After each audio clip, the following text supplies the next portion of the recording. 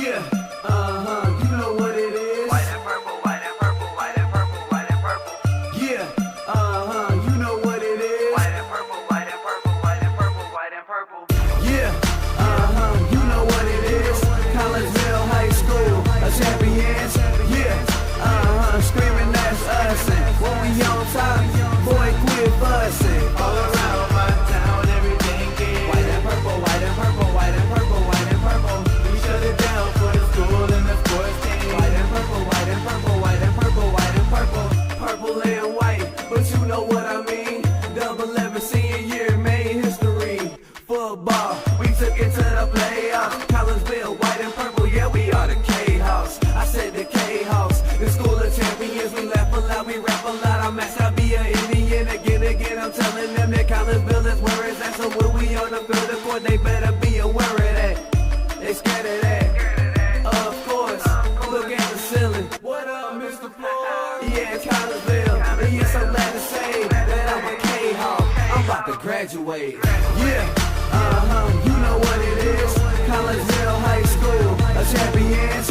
Yeah, screaming that's us. And when we on top, boy, quit fussing. All around my town, everything is white and purple, white and purple, white and purple, white and purple. We shut it down for the school and the sports team. White and purple, white and purple, white and purple, white and purple.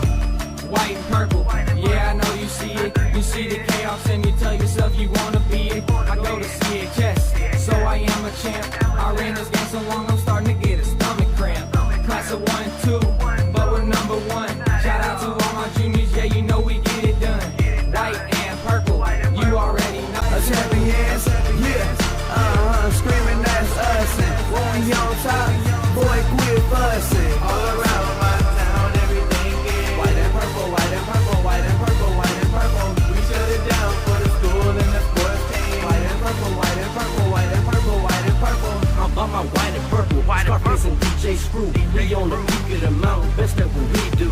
Yeah, we the champs, homie, but we ain't selling shoes. These boys bleeding purple, call us the cheapin' crew. They don't gotta do it big, cause I don't play no sports. I play my cards right. Now a good report. When Dub 12 comes, it's time to roll off. I'm the back cause everybody rolling with me. K-Hawks.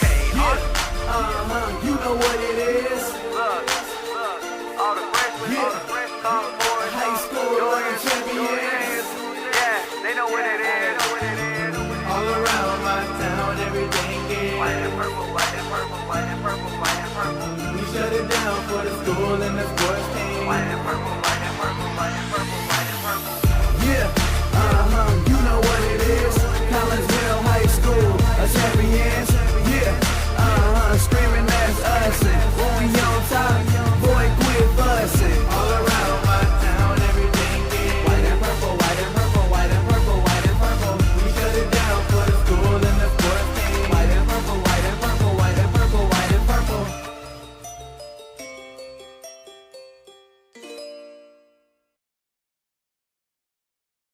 And very good evening to everyone, and welcome to O'Fallon Township High School. My name is Todd Duke, and glad that you are with us on a kind of a chilly Tuesday evening here in the middle of October. We're going to get you ready for a little high school boys soccer action as your Collinsville Kahawks hook up with the O'Fallon Panthers in a little Southwestern Conference match. And again, my name is Todd Duke. Welcome in to the pregame show, brought to you tonight by Chiropractic Works in Collinsville. Owned and operated by Dr. Chris McCluskey. He and his crew are focused on helping as many people as possible live high-quality lives, all through chiropractic care and wellness. You can visit Dr. McCluskey at Chiropractic Works in Collinsville. That location is 410 Regency Center, just off of the Beltline Road in Collinsville. Give them a call at 618-343-3602 or online at chiropracticworkscollinsville.com. We are on a little earlier than normal. No JV game before this varsity match tonight. The O'Fallon Panthers JV team is off playing in a tournament, so instead the freshman teams from Collinsville and O'Fallon just got through playing, and it was a tight 0-0 match up until about 42 seconds left, and O'Fallon knocked in a header from about 20 yards away, and it ended up being a 1-0 win by the O'Fallon Panthers. So let's get you ready for this varsity matchup. Collinsville comes in at 7-8-1. They are 6-3. in conference play, coached by Rob Lugie, their 8th-year head coach, who has a record now of 124 wins, 50 losses, and 7 ties. O'Fallon, they are 11-5-1. They are 7-2 in Southwestern Conference play. Chris Kazmierzak is their head coach. He is into his 5th year and has a record of 58 wins, 32 losses, and 4 ties. Well, this is the final Southwestern Conference match of the year and the final regular season road match of the year for your Kahawks.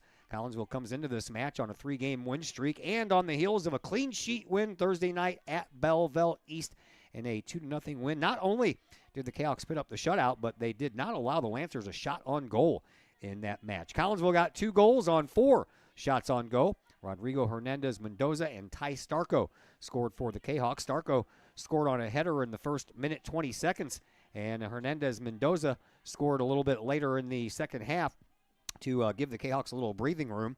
This came on the heels of an 8-1 win versus Alton that saw Hernandez Mendoza pick up the hat trick in that one. The 3-match win streak started with a 4-3 win at Waterloo 1 week ago yesterday.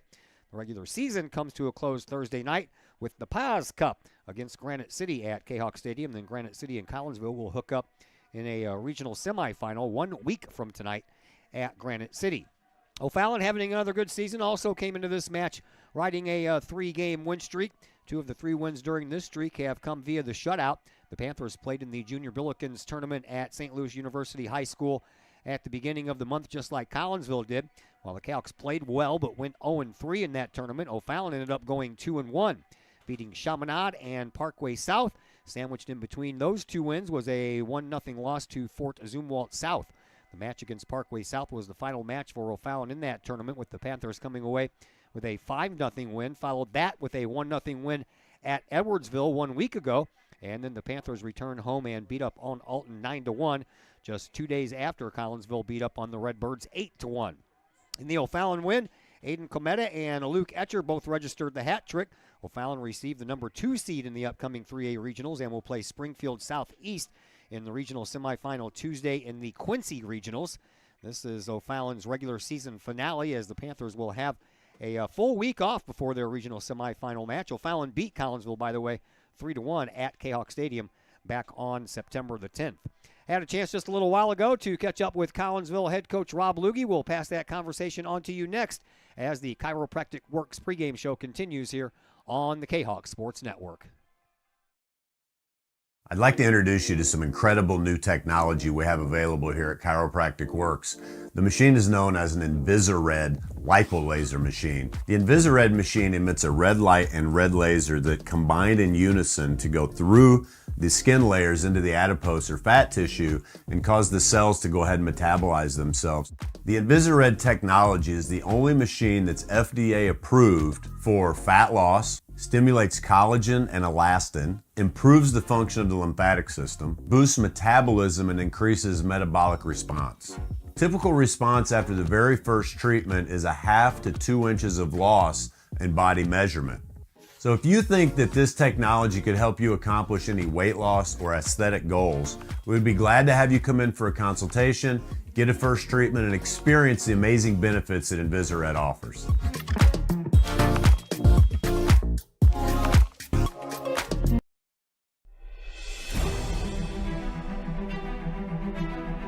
At Visionary Wealth Advisors, we empower you to see your future before it's your future,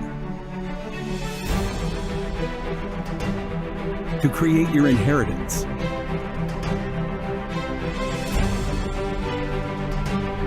to build your vision, to anticipate the known and unknown, and to find potential in both,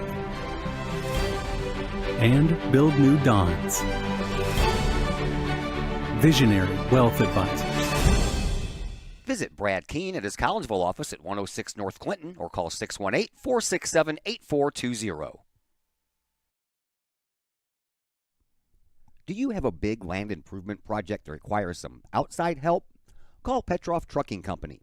The Petroff Companies have been shaping the metro area since 1975. Family owned and operated, Petroff Trucking Company can do the job and do it right. hauling, excavating, and grading. They do that and more. Petroff Companies also has roll-off dumpster rentals. They also specialize in dirt and rock sales. Petroff Trucking Company can help you develop your land for your needs. Petroff Trucking Company. Check out their website, petrofftrucking.com, or give them a call, 618-797-6100. Petroff Trucking Company, shaping the metro area since 1975. The Junior Service Club of Collinsville has been a proud supporter of KahokSports.com and the Kahok Sports Network from day one. Since 1934, the Junior Service Club of Collinsville has been providing women in the community an opportunity to make a difference with fundraisers and projects, all that go towards helping the needy in Collinsville. If you would like any information on any event sponsored by the Collinsville Junior Service Club, head to Facebook, type in Collinsville Junior Service Club, and then click on the event tab. We thank the Collinsville Junior Service Club for their continued support of the Kahok Sports Network and KahokSports.com.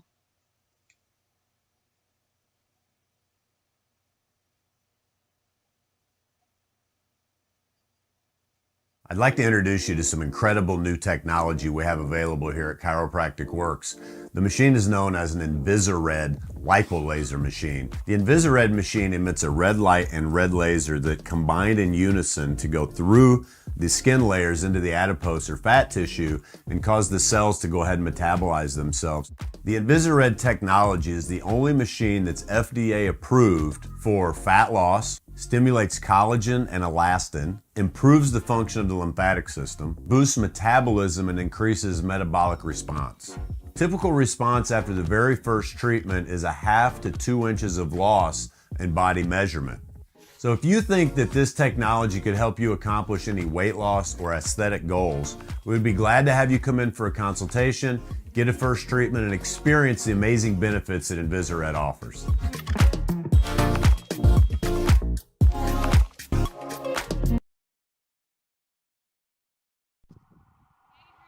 And we welcome you back into the Chiropractic Works pregame show here on the Kahok Sports Network. We are at O'Fallon Township High School. First time I've been here for a while. They have a new gated entrance. They have a new scoreboard. Things are looking pretty spiffy around here.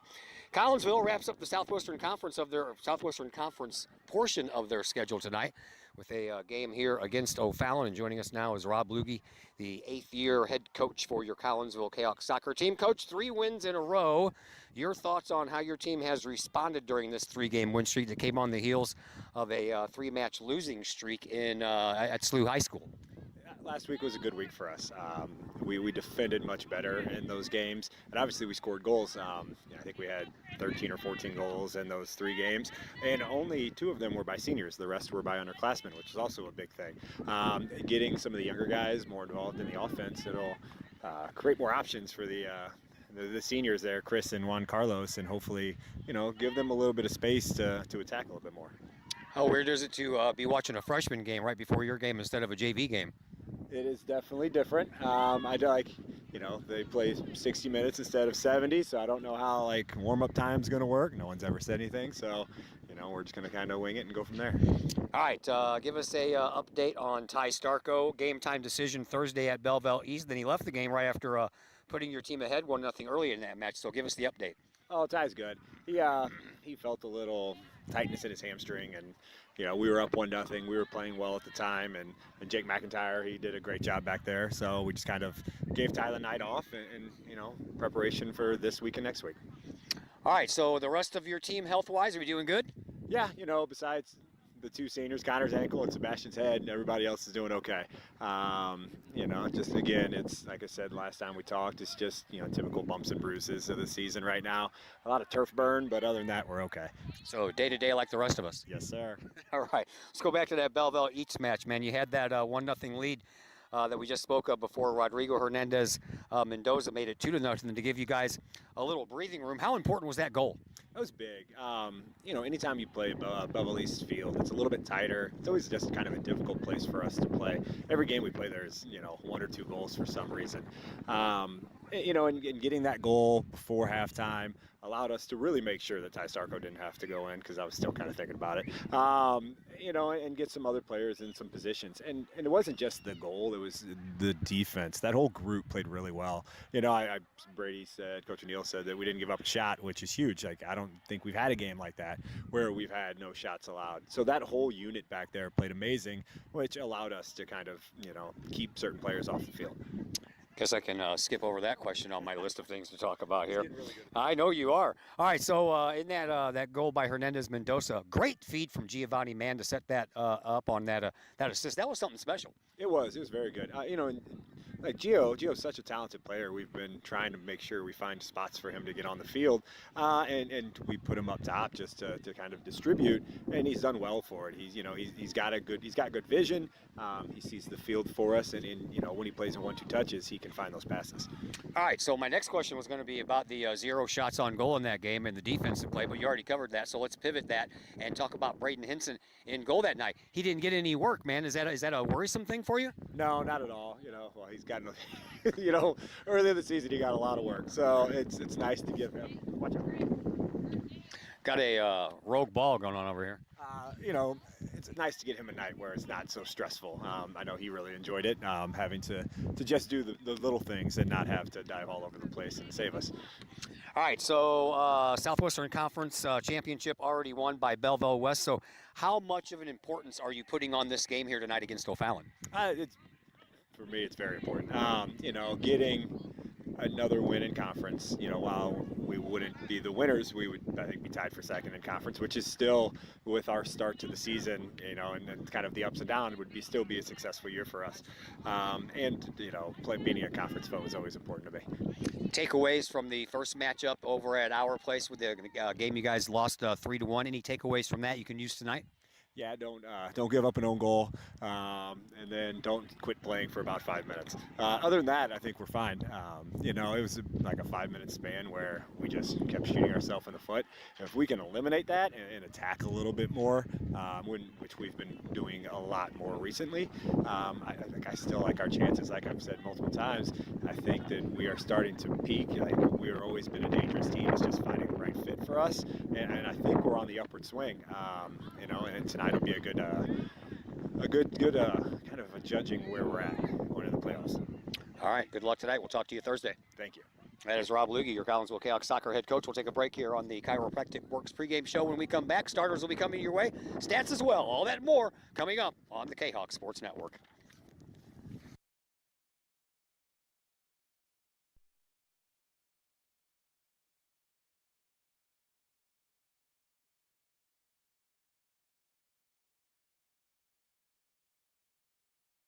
I'd like to introduce you to some incredible new technology we have available here at Chiropractic Works.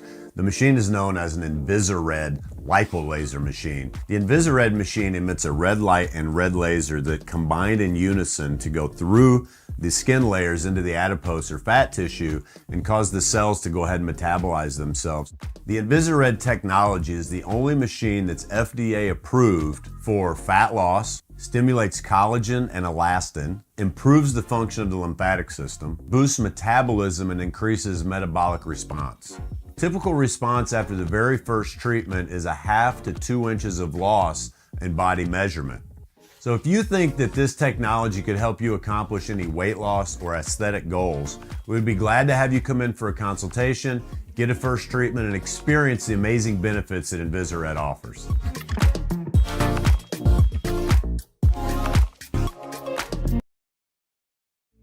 Hi, Purple and White fans. This is Dan Mode, class of 1989. I'm with New American Funding. Myself and New American Funding are proud sponsors of Kahok Athletics.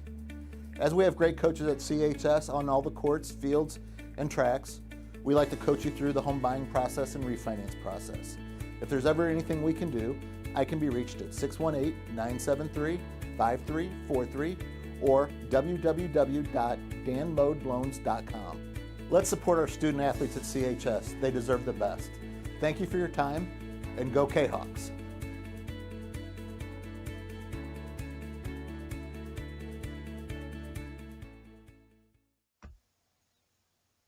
Pack Mail of Collinsville, locally owned and operated by Ryan Combs. Pack Mail can ship anything, anywhere. They treat you like a neighbor because, well, you are a neighbor. Pack Mail offers shipping materials and containers, private mailboxes, as well as climate-controlled self-storage. Visit Pack Mail at 407 Beltline Road in Collinsville. Online, WeShipStLouis.com or call Pack Mail at 346-4884. The Collinsville Education Association is a proud supporter of KahokSports.com and the Kahok Sports Network. The CEA is your partner as they work to ensure quality education for our children. The CEA advocates excellence and equity in public education and represent over 400 educators in 11 schools in both Madison and St. Clair counties. For more information, you can visit the Collinsville Education Association's Facebook page or the CEA's website at collinsvillecea.org.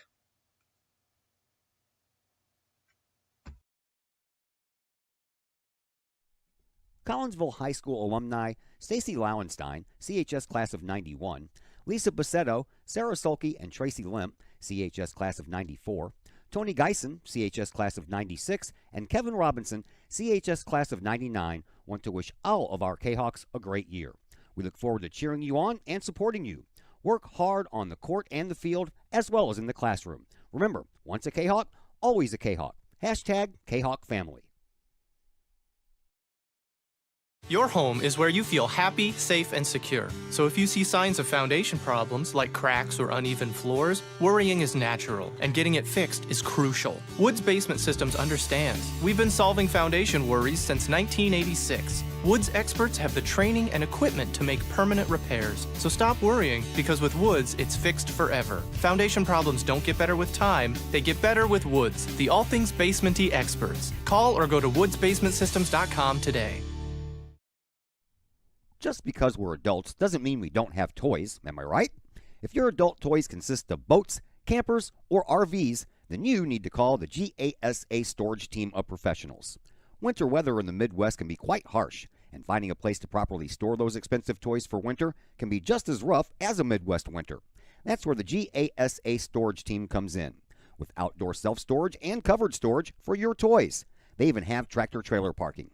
Conveniently located at Horseshoe Lake Road and 111 in Pontoon Beach. GASA Storage for the safe storage of all of your toys. Contact the GASA Storage Team, gasastorage@gmail.com, or call today, GASA Storage Team, 618-797-6100. Old Herald Brewery and Distillery in Collinsville produces their own spirits and beer on site, right at the restaurant. Pair that with some of the most unique menu items around the entire metro area, and you can see why they are such a hit. They can handle you and your family, or they can handle you and your group. Throw in the occasional live entertainment, and you can see why Old Herald Brewery and Distillery is a must-stop destination in Collinsville. Old Herald Brewery and Distillery, 115 East Clay Street in Collinsville, 618-855-8027, or online at oldheraldbrewing.com. It's probably the largest purchase you'll ever make. We have 5 agents on our team. We cover about an hour radius around St. Louis. We grew up here. We know every town like the back of our hands. Our job as realtors is helping someone find their dream home, whether it's a family or an individual. We just want to do everything that we can to keep the process as simple and as stress-free as possible for you. The Blaylock Group, the official realtors of the Kahok Sports Network and Kahok Athletics. And once again, we welcome you back here to O'Fallon Township High School. Todd Duke and Chris Kettler along with you for this one between Collinsville and O'Fallon. And here are your starters. We'll begin with the O'Fallon Panthers. In goal, you will find Robbie Green. In front of Robbie Green, you'll find Aiden Cometa, Zayden Brisley, Carson Nix, Lucas Etcher, Ben Schreiber, Harry Schroeder, Ben Hubler Marty, Jacob Culp, Jacob Ryan, and Nate Hoover. In for Collinsville in goal once again in Braden Hinson. And in front of Braden Hinson, you will find Juan Carlos Doria, Mikey Suarez, Jake McIntyre, Ty Starko back in the lineup. Chris Munoz, Marvin Chacon is getting the start here tonight for Collinsville. as is TJ Carter, Rodrigo Hernandez Mendoza, Dominic Mann, and Evan Wilkinson. And let's have a couple of stats, shall we? How about Braden Henson in goal tonight? 1,170 minutes. He is 5-6-1 on the year. He has allowed 26 goals for a 1.84 goals against average and 66 saves for a save percentage, right around 72%. Robbie Green in goal on the other side. 1,230 minutes, 9-4-1 is his record. He's only allowed 13 goals on the year, which gives him a goals against average of 0.85. And he has made 65 saves on the year, but for some reason they don't have a save percentage listed on the old STL sites. Harrison Schroeder leads O'Fallon in goals with 12. Aiden Cometa is right behind him with 7, and the leader in goals for Collinsville is Chris Munoz with 10. Juan Carlos Doria is sitting there with 8. Rodrigo Hernandez Mendoza, on the strength of that hat trick the other night versus Alton, has 9 goals on the year, and then a few of the K-Hawks have 4 goals each. One more break coming your way, and when we come back, we'll have we'll get this game started, and we will do that on the other side of this commercial timeout on the K-Hawk Sports Network. Lottie's Cafe, Collinsville's hidden gem. Lottie's Cafe offers food, cocktails, and gaming in a great atmosphere highlighted by fast and friendly service. Lottie's Cafe also offers a unique menu that features soups and salads, sandwiches and paninis, pizza and flatbreads, appetizers and desserts, as well as breakfast. That's right, we said breakfast. Unique breakfast items such as a breakfast stromboli, a breakfast BLT, and breakfast burritos. Lottie's also offers creative cocktails, a wine bar, the coldest beer around, and a video gaming area for those 21 and older. And don't forget the Lottie's Cafe gift certificates. Lottie's Cafe, Collinsville's hidden gem. Check them out online at lottiescafe.com, on Facebook, or in person in the Strip next to the Walmart Neighborhood Market. Or call Lottie's Cafe at 618-223-8256. Lottie's Cafe, Collinsville's hidden gem.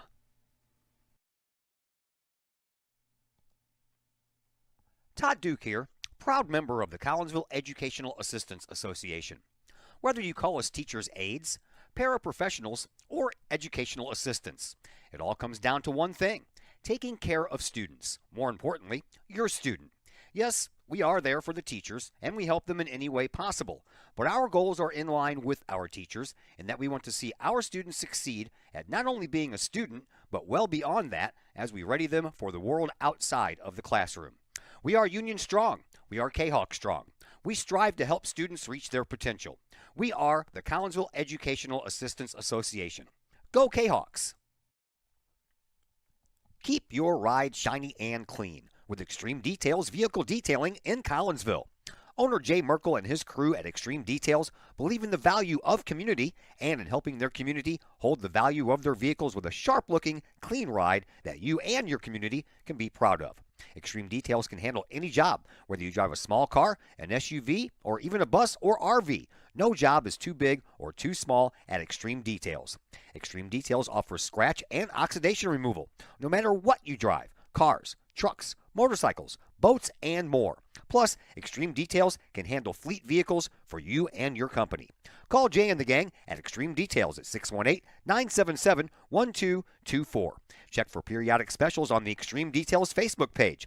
Put the shine in your ride with Extreme Details, 618-977-1224. And once again, we welcome you back here to O'Fallon Township High School. Todd Duke, Chris Kettler along with you, just about ready to go here between Collinsville and O'Fallon. Last Southwestern Conference match of the night, or of the year, for Collinsville and O'Fallon. This is O'Fallon's regular season finale. They'll have a week off until they take the field for a little playoff action. Collinsville has one more game left, the Paz Cup, taking place Thursday at K-Hawk Stadium. We'll have that game for you on the K-Hawk Sports Network as well. Let's say a very good evening to Chris Keller. How are you, sir? Yeah, all right. Good evening. Good evening, everybody.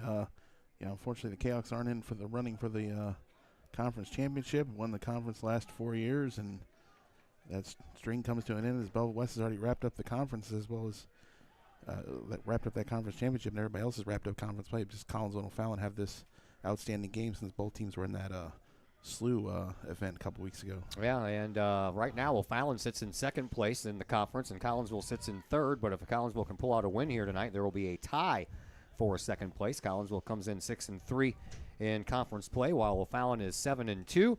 Collinsville out there in the all-white uniforms, got a little purple running down the sides of the shorts, and the numbers on the fronts and the backs of their jerseys are in purple as well. The O'Fallon Panthers out there in their midnight blue, got a little gold on the sleeves, and the fronts and the backs of their jerseys are donned with numbers that are also in gold, and we are underway. No JV game tonight. The O'Fallon JV team is in a tournament somewhere, and that meant that Collinsville's JV team couldn't play a game here tonight, so they had the freshmen take the field before this contest, and the freshmen Kahawks lost by a score of 1-0. It was a 0-0 contest all the way through. 42 seconds left. One of the O'Fallon forwards knocks in a header from about 20 yards away as it eluded the freshman goalkeeper for Collinsville and then snuck inside the near side post. So that was about all she wrote. Not enough time to really mount a comeback after that. So the freshman team loses 1-0, and they fall to 4-7-1 on the year. Not sure if they have any more games left or not. They usually don't play on the same nights that the JVers and the varsity do. Collinsville traveling from right to left. Here's an opportunity, but that one's going to go a little bit wide. Well, actually a long way wide, as Collinsville got a foot on it, and that was Juan Carlos Doria who did, but I believe one of the O'Fallon defenders was also there and kind of ricocheted and went the wrong direction. But at any rate, it's a goal kick restart that doesn't come out very far, and here is Doria. Doria intercepts the ball in front of the O'Fallon defender. Now he's looking for a little help. Does a nice little back kick, and over on the sideline, O'Fallon will then take over. And it is a battle of the number 6s over there. Carson Nix taking on Jake McIntyre, and O'Fallon comes away with it as the goalkeeper, Robbie Green, has it and sends it back out. But again, not very far, so a couple of misplays in the restarts here by the goalkeeper is kind of giving Collinsville a chance, but now O'Fallon, they bring the ball up the far side, and it ends up going out of bounds, and it's going to stay with O'Fallon. They say that winning off a Collinsville player right past the Kahawks bench, so the throw-in will come in between the benches. Got a almost a full moon right in front of us overhead. I'm sure in the next couple of days it will be full, just not quite there yet. A very chilly day here in the Midwest after a high of 87 on Saturday. We only made it up to 57 today, so it's a little bit of a bone chiller since we're all used to the hotter weather, that's for sure. I'm not a big fan. Oh, no? No, not at all. You know that. You're going to be sporting your jacket there for the first time this year, too. Yeah, had to bring it out. It's been a chilly day, but, yeah, it was bound to happen. Yeah, we're going to have a few of those, and then it's supposed to be back up into the mid-70s, I think, by Thursday and Friday, and I think maybe some upper 70s by the weekend. We'll have to wait and see. No rain in the forecast whatsoever. After we got some rain from leftover hurricanes a couple of weeks in a row, we have had nothing since then. I think we went like 50 days without any rain, and then we got a bunch of rain in about a 1 week period, and since those systems have moved out, we haven't had a drop of rain. Okay, maybe a couple of drops this morning were on my windshield. That was about it. Nothing major. Goal kick restart coming up here for Braden Henson. Henson, junior goalkeeper. Played the entire game the other night at Belleville Easton. Did not face a shot on goal. Collinsville did a nice job. That was probably going to be offside, but no whistle as of yet. Here comes Doria coming in, and he takes a shot and a save by Green. Rebound pops out, but one of the defenders for O'Fallon got there first. And now we have a player hurt inside the 18-yard box.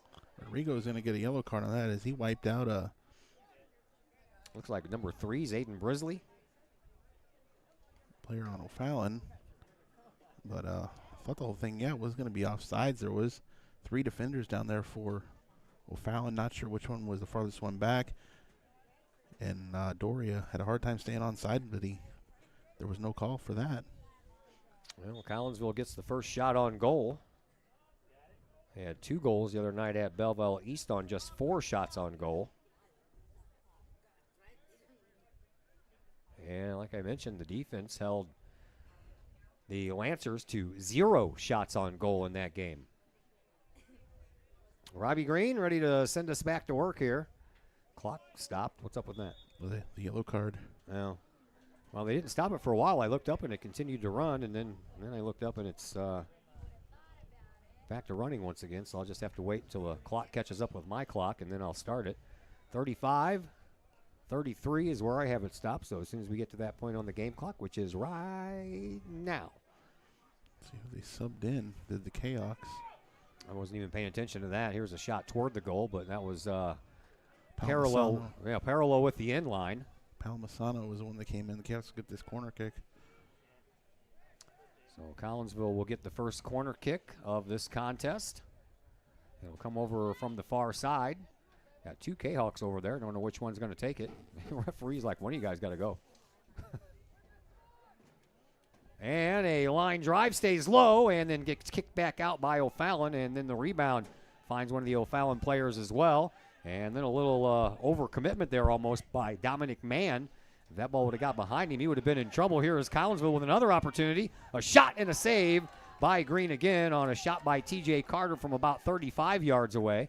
So Collinsville's got the right idea. Get the ball down there and start putting some shots on goal. On goal. Lots of distance between Carter and the last defenders. The ball was cleared back towards the Kahoks, and he just decided to take that shot. Yeah, I'm surprised he shot it so soon. Tough angle, too. He hadn't righted himself yet. So yeah. All right, here's a pass up to Doria. Doria at the midfield logo, the big gold O here at O'Fallon Township High School.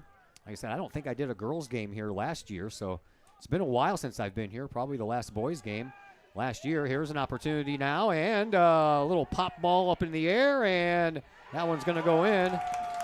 And O'Fallon gets themselves an early lead. That was just unfortunate there as that ball popped up in the air over Henson's head, and then Carson Nix just kept on going and headed it in.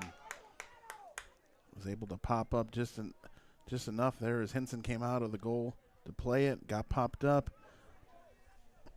Nix shook off the defender there and led the ball to the goal and just headed it in. Comes with exactly 34 minutes left to play. Well.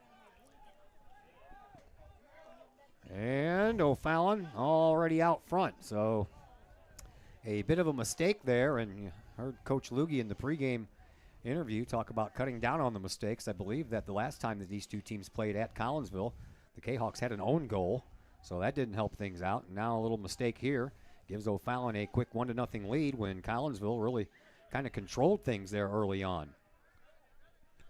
Yeah, last time these two teams played, that was really when the teams were really capitalizing on all the mistakes the Kahawks made. Every mistake seemed to result in a goal. Bella West game, the O'Fallon game, CBC game. Yeah. It was really just any little mistake was going against the Kahawks here, and that's what happens here to start this game. All right, so Collinsville already has to play uphill. Rodrigo will come back in, so he's playing with a yellow card. Yeah, you don't want to let that pile up on you and get another one, because then you won't be able to start the game Thursday against Granite City. There is Carter, who kind of got pushed down from behind. He was looking for a call, but nothing materialized. Wilkinson takes it back out to midfield. I take it that, well, who ended up coming in for Rodrigo Hernandez Mendoza? It was Palmasano. Okay. Well, I think he's already back out. He started the other game, last game, right? Yeah. Well, 2 games. The Holton game, too. Yeah. Throw in coming from Collinsville into the 18-yard box off of the head of Wilkinson, and down it goes. Collinsville trying to regroup and regather, and here is an opportunity for Chris Munoz, but that shot ends up hitting one of the defenders in the shins. Collinsville will punch it back down into the 18-yard box, but Robbie Green takes care of that on one hop. 32 minutes left to play here in this opening half. Already 1-0 in favor of O'Fallon. I'm guessing that the big objective here tonight is not to get anybody hurt. Don't get anybody hurt. Don't get anybody. Well, you do have another game, but you don't want to get anybody up there on yellow cards or anything like that. Just get through healthy. That's the plan. Then with 2 back-to-back games with Granite City, it'd be interesting to see how the Kahawks are looking to play that. Yeah, that's a question I'm going to have for Coach Luggie Thursday when I interview him before that Granite City game against the Warriors in the Paz Cup. All right. Show your cards in that game, or do you just kind of let that game be and don't get anybody hurt and don't show Granite City anything. Yeah, because, the game obviously doesn't mean anything. Neither does this one, really. Playoffs are already set. Southwestern Conference already been decided. So right now I think Coach just wants to give his team an opportunity to keep their legs moving, keep their legs warm, and see what they can do here. Here is Juan Carlos Doria after a nice feed up the middle there by Giovanni Mann once again. But ends up being a throw-in, and here is Ben Hubler-Marty. Benjamin, the PA announcer said when they introduced the players here. Here's Jake McIntyre. McIntyre gets it up to Carter. Carter was trying to feed Doria once again, but instead he was stepped in front of there by Brisley on the defensive side of things. And O'Fallon going back to work. Loose ball. Collinsville picks it up. Here is Doria once again. Doria trying to feed Munoz. Munoz, he left it a little bit behind him, so he had to kind of catch up with it. Then Munoz tries to get the ball up and try to find Juan Carlos Doria. Then Munoz gets taken out. No call on the play. And Collinsville continues with it. Here once again is Chris Munoz trying to turn the corner. He gets tripped up. That is going to be against Munoz. Wow. Munoz using that speed, staying elusive there. Lots of moves towards the goal. Got the ball back to him there, but gets tangled up there, and the call goes against him. Yeah, I got tangled up there with Carson Nix, the junior that scored the goal in the game so far, as that ball bounces back to midfield, and O'Fallon wants to put another offensive push on. Over to the sideline in front of the Kahok bench. They'll send it all the way up front to Cometa. Cometa couldn't hold on to it. Collinsville apparently touched it before it went out of bounds, so a throw-in will be coming up for the O'Fallon Panthers over on the far side of the field. Got a new gate here, got a new scoreboard, looking pretty snazzy. Stopping the clock for some reason, so you might want to stop yours. Oh, yeah. Always a little late doing that. Oh, here we go. Number 6. Nix is going off. Hurt. Yeah. Well, he asked for the clock to be stopped, but apparently they haven't done it here. Now they have. All right. I'll adjust my clock before they start it back up again. And now we're set, 29:05. He's asking for some different amount of time. Get it all straightened out here. 29:50. Wow, that was a lot of time. That was a lot of time.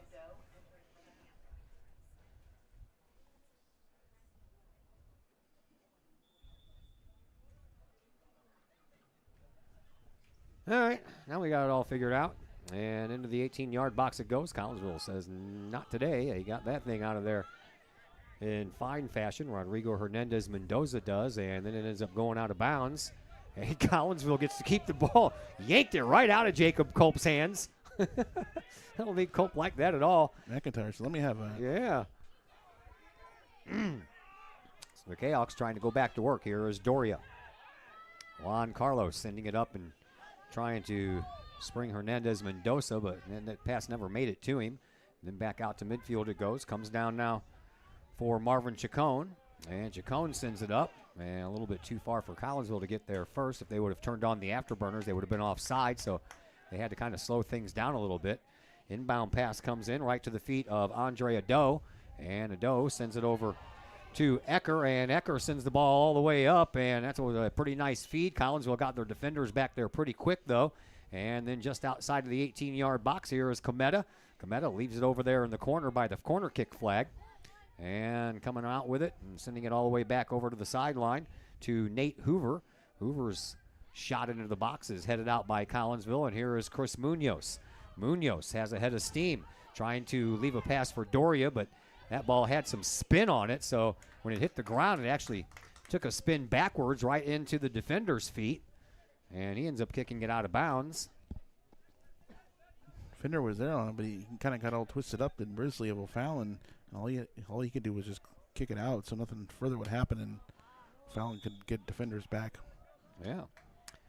Well, it didn't take long for the Minnesota hockey team to get on the board. 3:50 into the first. Ryan Hartman with a slap shot. And the Blues in their home opener are already down 1-0. If I wasn't here, I'd be watching that game. There's a foul that's going to be handed out to Carson Nix. He just kind of gave Ado a shove, and down Ado went. So a free kick here from midfield. And instead of a free kick, they'll just pass it right to the middle, and that is Jacob Ryan. Ryan sends it over to the far side, and that's where the play starts right now. And Collinsville comes back in and gets it. It heads down into the Collinsville offensive zone, and thought for a minute there that Hernandez Mendoza was going to get around his defender there and pick up that ball, but he never did. Over to the far side, O'Fallon right in front of their bench. They have the ball. They'll send the ball up to midfield. In between the benches it goes. Then gets past the Collinsville defense over on the far side. There is Cometa. Cometa playing over that far side sideline, gets taken off, and now we're going to have a free kick that's going to be right outside the 18-yard box. All kinds of whistles here early on. Cometa ended up getting taken off the ball there. Call went against Starco. So a free kick from just outside of the 18-yard box in that far side upper corner.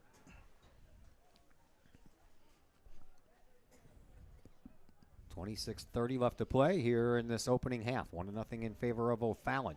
Panthers with a free kick from a weird angle. It just stays on the ground and rolls right to, ooh boy, rolls right to Braden Hinson, and he almost popped that one out of there with a big juicy rebound.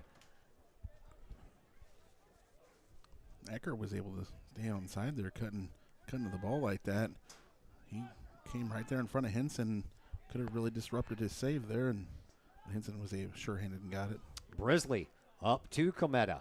Cometa just outside the 18-yard box, pretty much where that free kick took place. Rolls it around, comes out in front, and in a little bit of a wrong direction there for Jacob Culp. Collinsville picks it off. They'll try to send it up, but that was mishit by Chacon. And now here comes Ado, screaming around from the outside. He'll cross it in there, and it stays all the way out front, and then a kick that ends up being well over everyone's head and almost through the football uprights, and that was a little bit dangerous. O'Fallon has found a way to put some pressure on in the offensive zone against Collinsville here with 25-25 left to play here in this first half. Great cross across the field there for Ado. I don't think he was trying to get it to Schroeder, who went up and got it off of his head and then centered the pass there, but goes off of Kahok, and Fallon gets his corner. First corner kick of the night for the Panthers. It's on the way and bends toward the goal and then comes out the other side. Everybody missed it. Yeah, everybody did. And it goes out of bounds. That had some bend on it, and it kept on bending all the way until it ran out of bounds. So Collinsville will have a goal kick restart. Zach Roseman had the girls volleyball match tonight. I'm sure that one probably, if not over, close to being over. We'll have to get a score from him and add it to our list of halftime scores for the Woods Basement System halftime show. Of course, we'll keep you up to date on the Blues game and the only Major League Baseball game tonight going on between the Yankees and the Cleveland Guardians, as the National League has the day off after the first two games were split in Los Angeles. The Yankees have a 1-0 lead over Cleveland. And a free kick for Collinsville, albeit from about 80 yards away from the goal that they need to get it to, and then off of the head. That was a nice job. Into the wind coming from the north, which is coming from left to right as you're watching this on your screen. And it was a pretty hefty wind there for a while, too, and I can still see the streamers on the football goalposts that are kind of sticking straight out, so it hasn't let up much. Normally, once the sun goes down, the wind dies down a little bit, but so far that is not the case. Here is T.J. Carter back to Chacon. Chacon was trying to pop the ball back up. He had Carter and Palmisano heading toward the goal, and if he could have got it over the defender's head a little bit, might have had something going on there as long as it stayed onside. Now at midfield, Collinsville trying to step in front of it and send it the other way. Wilkinson almost did. Now he finally finds it. Now Carter with a head of steam trying to find a path that was going to end up taking him past Jacob Ryan, but Ryan had the wherewithal to tip the ball over to Green in goal. And then back out to midfield we go. Here is Ecker. Ecker sends the ball up. Collinsville sends it right back. To midfield we go. Here is Chris Munoz. Munoz has T.J. Carter on the other side, but also about four guys wearing the opposing team's color was back there with him. And they'll send the ball back over to Juan Carlos Doria. Doria over on the other side finds Mikey Suarez. Suarez back out front to Doria. Doria spins with it, sends it up to Munoz. Munoz getting a little pressure from behind, so he'll send it back out to the defense. And the defense sends the ball up, but that's going to be offside, just as Doria was going for it. Looked like the last defender ended up being the one no more on the near side here, so Doria didn't see him and just ended up a step ahead of everybody. So out to midfield we go, and the ball heading right this way onto the foot of Colby Clannon. Clannon will send it back out for Ecker. Ecker right in the middle of the big circle. It's a big O surrounded by a big circle. Both the same color. Gold, yellow, whatever you want to call it.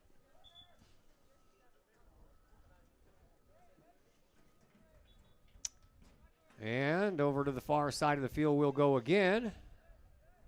And another corner kick coming up here for O'Fallon. This is their second in a row. Team subbing. Okay, let's get Carranza in there for the first time tonight. Need that big body out there. Here is that corner kick. It stays low and booted right out of the 18-yard box by one of the Collinsville players. It'll travel across the sideline, so it'll be a throw-in for O'Fallon. They don't waste any time throwing that ball in. Here is Harry Schroeder. Schroeder, the leader in goals this year for O'Fallon. Nice little job picking that ball off by Carranza. Carranza gets it up to Doria. And Doria trying to thread the needle past a couple of defenders to Spring Palmisano, but Robbie Green comes well out of goal and sends it up the sideline. O'Fallon goes back to work trying to get that ball into their offensive zone, which they do. Back out to midfield. Brisley almost fell over.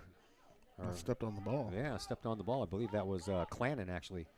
Brisley ended up getting it second.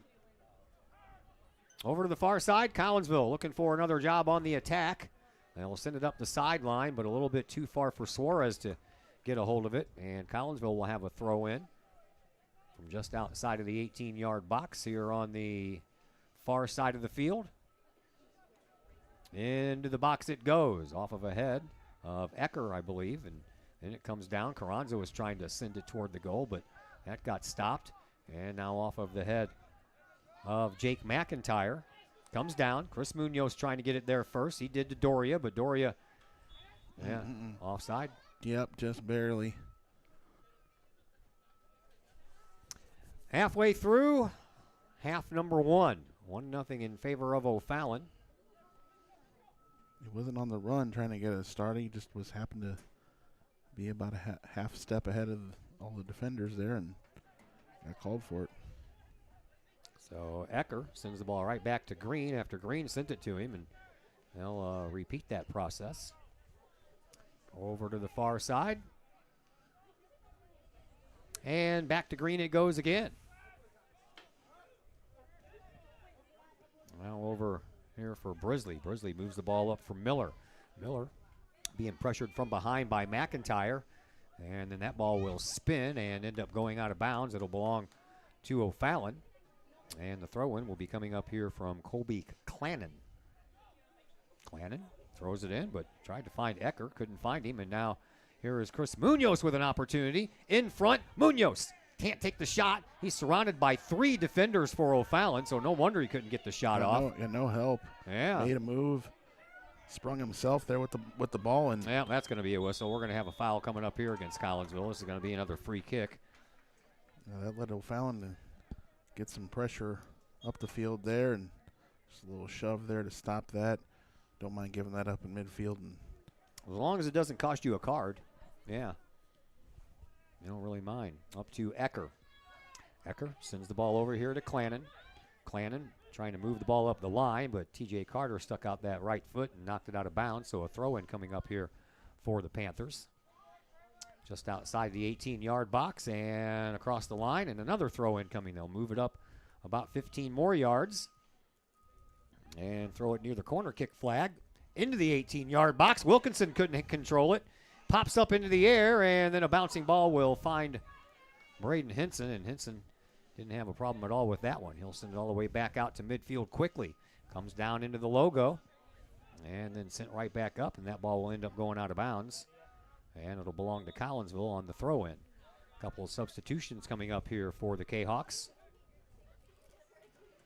Looks like Juan Carlos Doria and Vince Palmisano will go out. And Hernandez Mendoza and Giovanni Mann will come back in. Throw-in comes up the line off of TJ Carter's head. And Carter will get it back. This time we'll use his leg and get it right back off of a head. And he is triple teamed. And finally, the referee blows his whistle. That one against O'Fallon. So a free kick here by Ty Starko. Starko sends the ball down, and it's going to take a roll right to Green, just in front of the 18-yard box. He'll roll it out quickly to Clannon. Clannon sends it up the near sideline, finding the foot of Miller, and Miller has that ball go out of bounds. Collinsville with another throw-in. Be taken care of here by McIntyre. Finds Carranza. Carranza sends the ball up now for Munoz, and Munoz, and they waited a long. I don't know. I don't understand why they wait so long to blow that whistle, man. As soon as you know he's offside, blow it. Well, I think that is the ones on the side throw up the flag. They don't blow the whistle. Then it's up to the So the referee has the only whistle. The referee in the center has to then recognize that, then blow the whistle. So I think that's the delay you think you have there. Yep, that would explain a lot. Which is, it's bizarre in the fact that you have three officials out there and two of them don't have whistles. Yeah. Think about basketball where you have three, but all of them have whistles. So it'd be like in basketball if you had the three and just one of them had a whistle. Right. Hernandez Mendoza sends that ball all the way back to the midfielders, and that's picked off by O'Fallon. So they begin pushing the ball up once again, and they'll send the ball a long way down, and they'll just let that one roll all the way to Braden Henson, and Henson will get us started again here with another goal kick restart. 15:35 left to play here in this first half. 1-0 in favor of O'Fallon. Right at the 6-minute mark on a header, a shot by Carson Nix. Out to midfield. Carranza got his foot on the ball first, and O'Fallon will get it next. Lots of energy out there. Both teams are just moving the ball up and down. Probably trying to stay warm. Staying warm, moving up and down. We'll see if the energy stays with them here as they move along here after they sit during halftime. Well, Fallon, I think they have a locker room to go into. I don't know if Collinsville does. As the boys were all sitting up in the stands when I got here, and O'Fallon's players were all in their locker room, which is across the field right where the players are in front of right now, with that little neon blue light shining up the light pole. Out toward midfield it goes. Here is Giovanni Mann, and then he loses control of the ball. Carson Miller takes over. O'Fallon sends it out toward midfield. That is Harry Schroeder.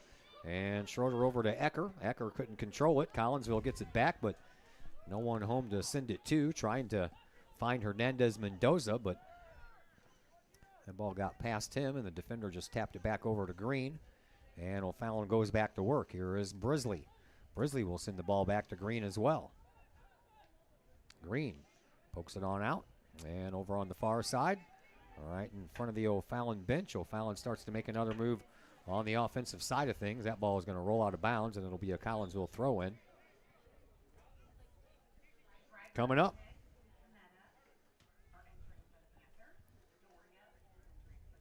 Doria comes back in for Collinsville. Cometa comes back in for O'Fallon. So a couple of leading goal scorers for both teams checking back into the game. And the throw in comes down, and it looks like it almost, it's out of bounds now. Almost looked like it was thrown out of bounds. Took a couple of bounces, and then it definitely was. O'Fallon's defenders with the ball as we approach 13 minutes left to play here in this first half. Here is Robbie Green. He'll send the ball right back up in front of his bench. Kahok's trying to track it down, and Giovanni Mann did just that, and Mann gets the ball back from Chacon, and Chacon trying to wrestle it back away from O'Fallon, but he could not do that. O'Fallon with the ball, and then it gets past a couple of other players. Another opportunity here for O'Fallon on the outside. Shot Hinson with the save. Carranza trying to get it out of harm's way before any more shots can be taken, and then they'll chase it all the way down over on the end line, and that ball ended up going out of bounds, and it'll be a goal kick restart coming up here for Collinsville.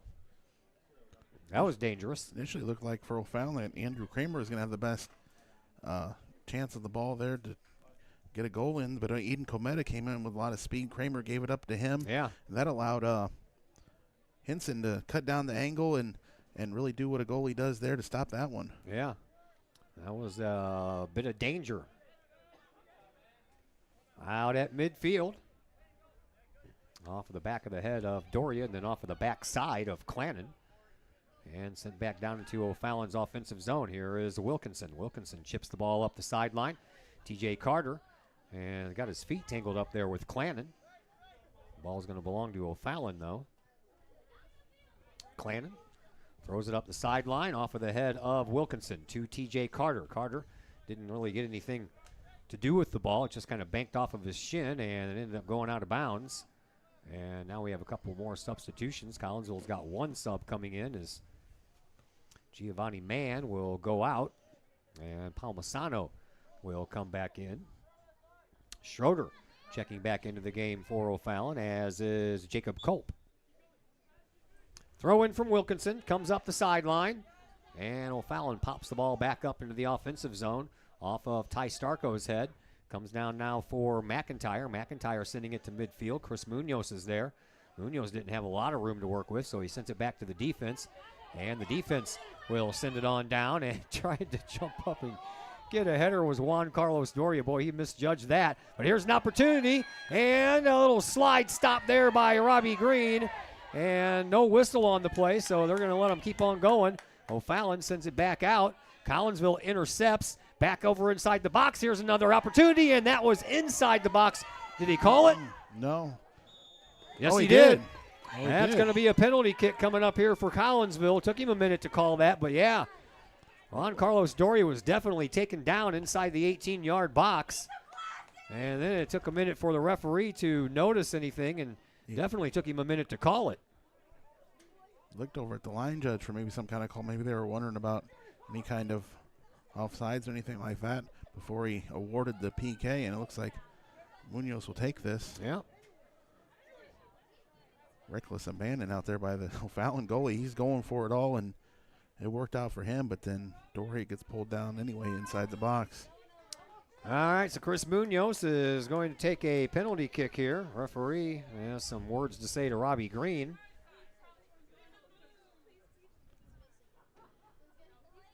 And we will see if Chris Munoz can pick up goal number 11 here.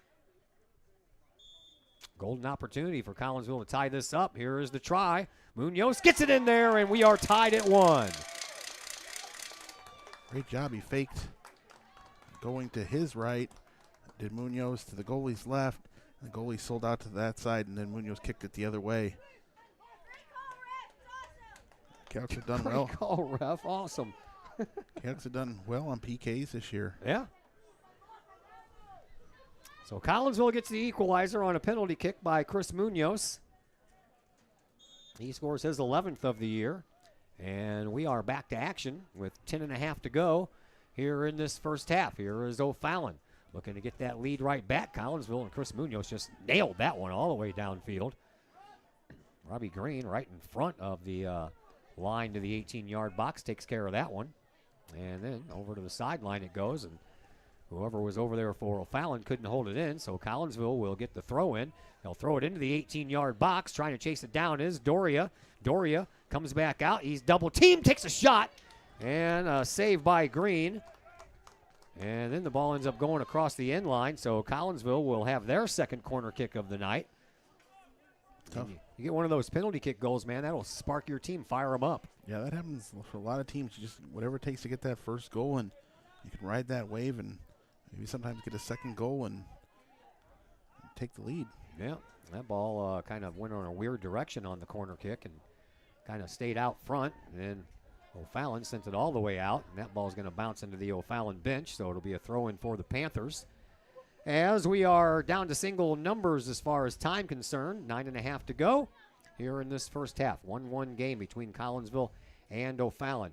Here is Chris Munoz. Munoz comes from the sideline, sends it up. He was trying to spring Palmisano, but that was blocked out by one of the defenders for O'Fallon, and then Collinsville trips up Jacob Culp, and the Panthers will have a free kick from midfield.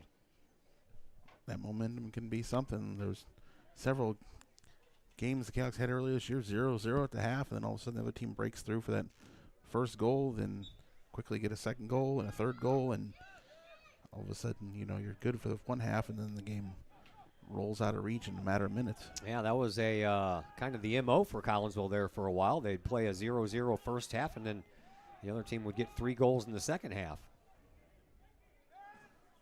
Collinsville has to throw in. Up the far sideline it goes. Trying to get a little bit of room there was Doria. And he's working out over there along with Palmisano, and now into the 18-yard box. And right at the end line, Doria, trying to do a spin move, but he spun the wrong way, and when he did, the ball went out of bounds. Didn't have a lot of room over there to spin.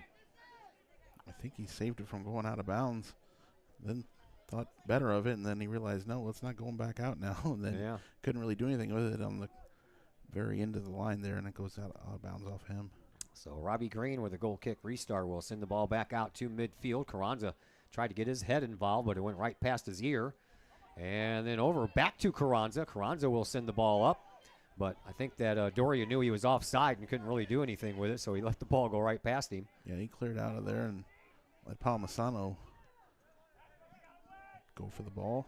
Wilkinson trying to wrestle the ball away. He can't. O'Fallon maybe get another push up to the offensive side. Carranza trying to chase that ball down, but I think that's going to go out of bounds, and it finally does.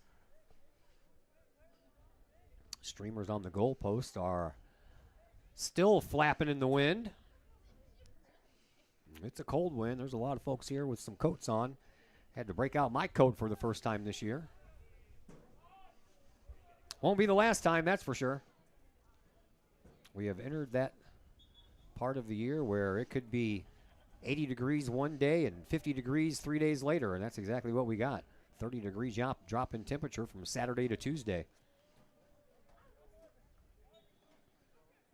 Throw in comes right at midfield in between the benches, right onto the feet of Ecker.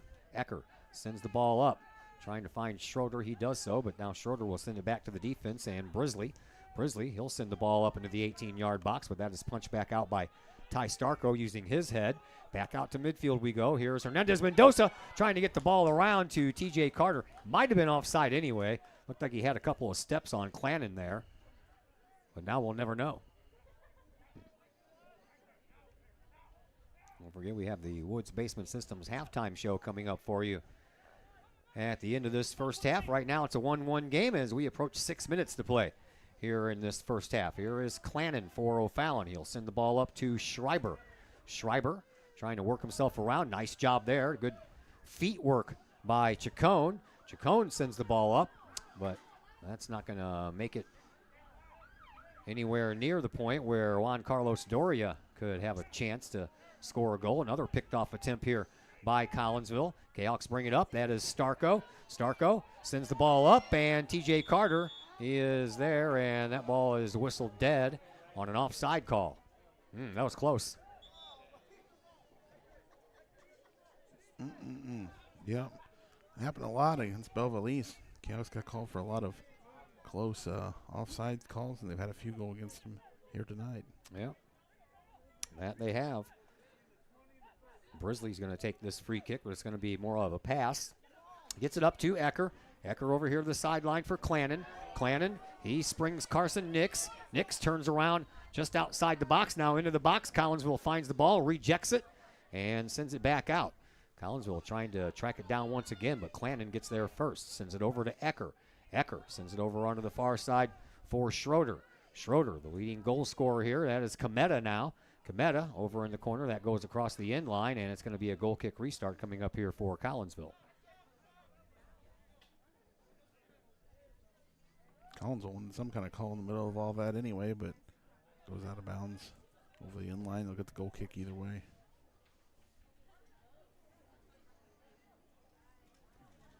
So Braden Henson will send us back to work into the wind, so the ball is not going to go that far, and you saw that how that wind messed with that one.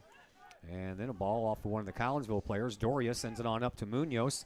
Munoz chips the ball up. That's going to be offside. I think they both are. Well, Carter's going to stay with it. Well, I knew it was going to be offside. Mendoza. Yeah, Mendoza and both he and Carter were offside. Mendoza realized it and then stopped, but Carter kept on going, and by then the referee on the far side already had his flag up. Carter could have just gotten back a couple steps, let Hernandez Mendoza be the offside player, but if Carter's the one that plays the ball, could have had an opportunity. Munoz punches it up front, and no offside call coming up here. Here is Doria. Doria can't get a shot off, and a nice defensive play over there by Hubler Marty. And that ball is going to go across the end line. Collinsville is going to have their third corner kick of this game.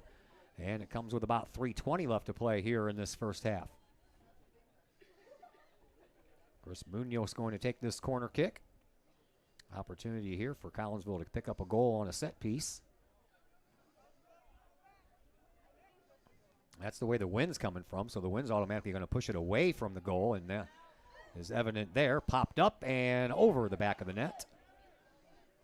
And nothing doing there for Collinsville on that corner kick.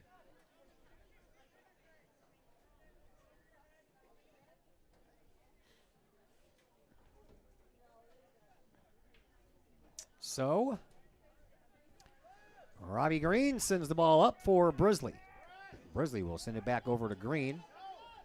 Green will send it over to the other side. Green's like, man, I just sent it to you. What'd you send it back for? Yeah, they seem to do that a lot. Just a lot of pass it. Goalie passes it up, and they pass it back to him, and switch it the other way or just send it right back.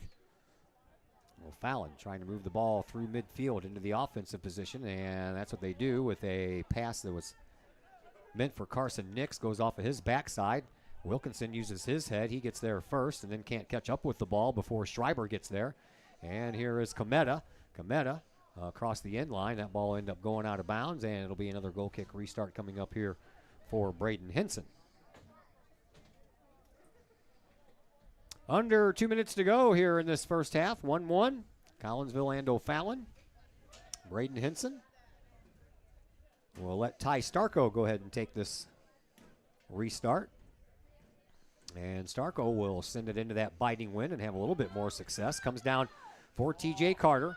Carter does a nice job and a little patience there to split the defense. Sends it back over to Chacon. Chacon trying to give it back to Carter. Carter off of a deflection there. And here comes Collinsville once again. Here comes Carter. No offside call this time. And little tic-tac-toe and a save by Green. Woo, boy. They got the pass they wanted to send it to Hernandez Mendoza, but defender was just too close to him. He had to knock it right back away, and then Carter had no shot from the deep angle he ended up at. Yeah. Here's another opportunity for Collinsville. Back out in front of the 18-yard box. Here's an opportunity for Mendoza. Another shot in Green with a sliding save. As we are under 1 minute to go here in this first half, and things have kind of picked up offensively here for Collinsville. I don't know if O'Fallon just seeing the clock and ready to take this to the half. Yeah. Collins is continuing with the pressure. I saw Green look back at the clock after he got that ball in his hands, and Collinsville will have the benefit of the wind behind them to start this second half, as Ty Starko does a nice job of just sending that one up, and across the line it goes. A corner kick coming up here for O'Fallon. Less than 30 seconds to play, so they're going to try to get this one off quickly. And here is Schroeder, who will take this corner kick. I don't think Starko wanted it to go over the end line. No, I'm sure he didn't. Kick it off the sideline there. And the wind took care of the rest. He got it up in the air, and the wind pushed it across the end line. And it pushes it right through the front of the goal. That looked like a handball, sure was. Yep. And that's going to do it for the first half of this game. 1-1. Each team with a goal. Collinsville gets theirs on a penalty kick by Chris Munoz. O'Fallon gets theirs in the 6th minute by Carson Nix. And we are tied 1-1. That brings us to our halftime show, brought to you by our good friends at Woods Basement Systems in Collinsville. All things basement-y. Woods Basement Systems has been working to keep homes dry since 1986. You can give them a call at their Collinsville headquarters. That phone number is 618-708-4055. Woods Basement System halftime show comes your way next on the Kahok Sports Network.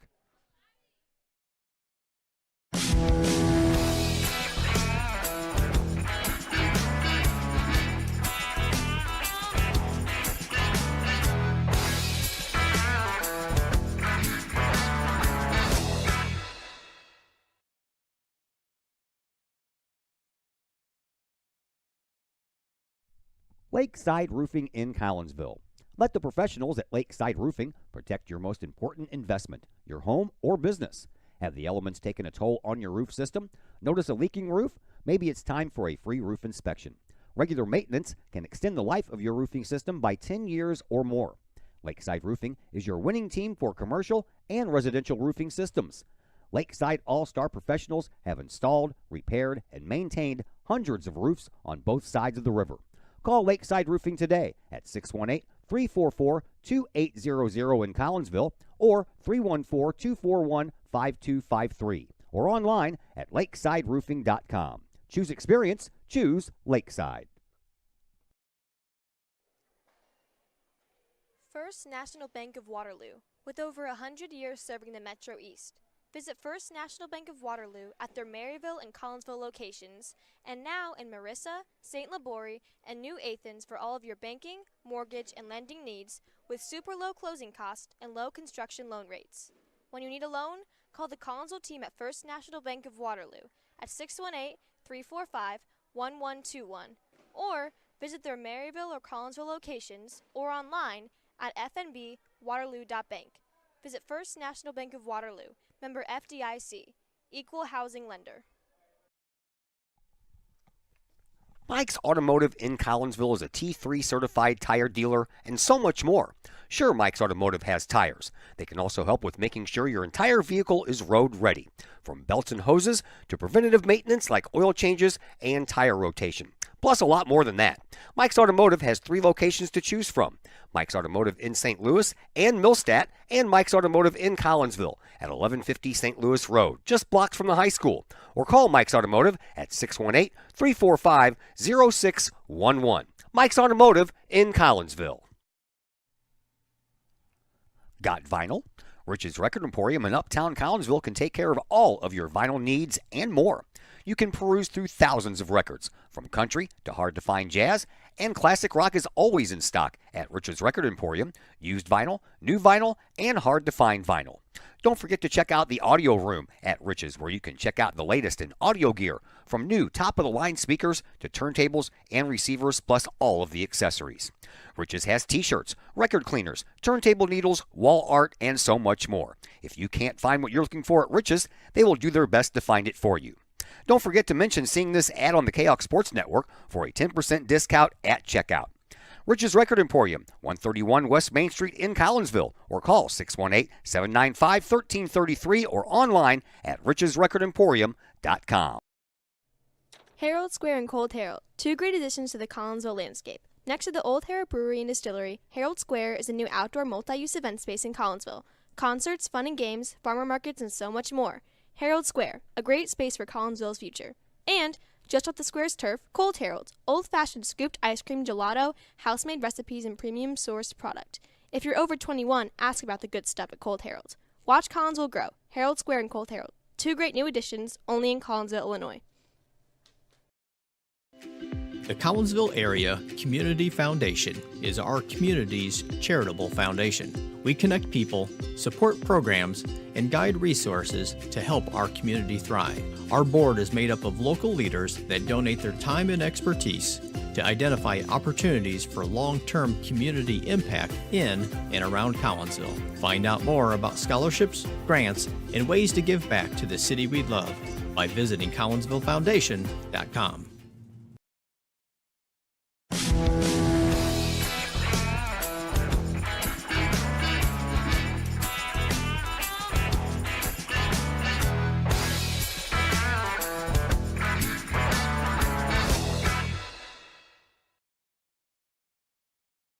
And we welcome you back into the Woods Basement Systems halftime show here at O'Fallon.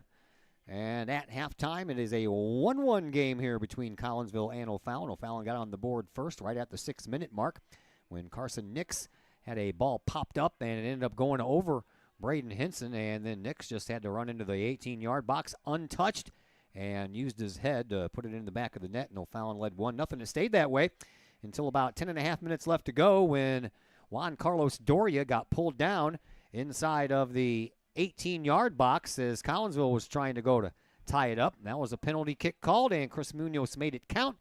And that was all she wrote. We are tied 1-1 after one. Here's some look at some scores that we have for you. We begin with the professional level. Right now, Minnesota Wild over the Blues, 1-0 at the end of one in the Blues home opener. Bottom of the second, Yankees have a 2-0 lead over the Cleveland Guardians, and the Yankees already have a 1-0 lead in that ALCS. Cross country, Southwestern Conference meet at SIU. The Kahok girls finished in 4th. The boys finished in 6th. In volleyball, Belleville West beat Collinsville at Virgil Fletcher Gymnasium in straight sets, 24-11 and 24-14. And some soccer scores that we have for you. Muscuda over Waterloo right now, 3-1. Highland blanking Jersey by a score of 2-0. And Carlisle and Central Breeze Cougars are battling it out in a Clinton County battle. And right now, Carlisle has a 3-2 lead. Another big thank you to Woods Basement Systems. The halftime show is sponsored by them. You have some water problems going on in your house, you need to give the folks at Woods Basement Systems a call. They've been doing that thing since 1986. They can help you out big time. Give them a call, 618-708-4055. Second half action coming your way next on the Kahok Sports Network.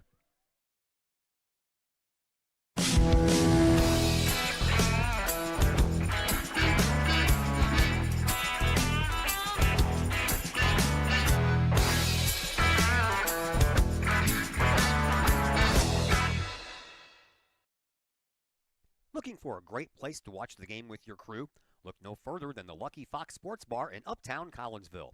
The Lucky Fox shows Collinsville Kahawk sports on the big screen, plus UFC fights, boxing, Cardinals and Blues, and all of the NFL games with the NFL ticket and enough TVs, you'll be sure to find the game you want. And the food? How about Taco Tuesdays, Wing Wednesdays, plus burgers and sandwiches, pizza, steak, and more, including great drink specials and the coldest beer in town. Plus, they have an in-house DJ on Friday and Saturday nights. Dine in and catch a game or order carry-out with the Lucky Fox. The Lucky Fox Sports Bar, 118 East Main Street in Uptown Collinsville. Open daily at 11 a.m.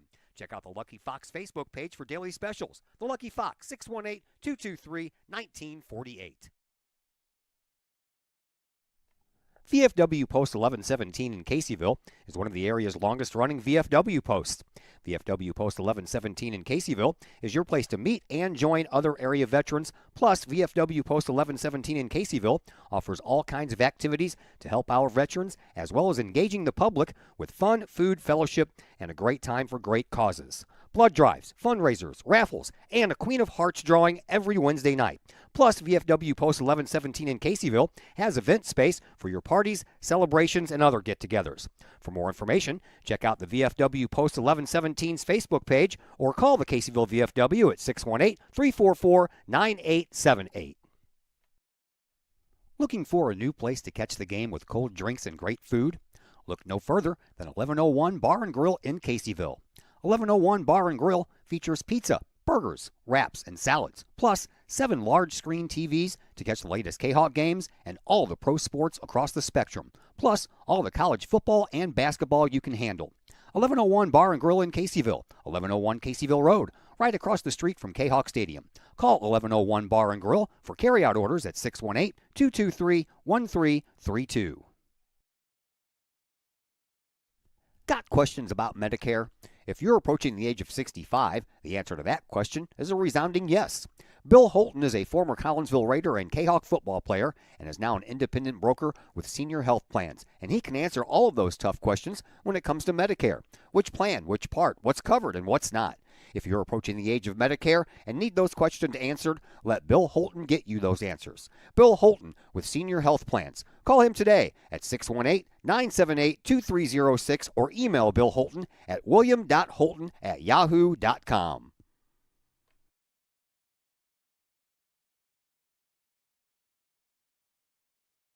Once again, we welcome you back here to O'Fallon Township High School. Todd Duke and Chris Kettler along with you. A fresh 40 minutes put up on the board here as we are ready to begin the second half. 1-1 contest between Collinsville and O'Fallon.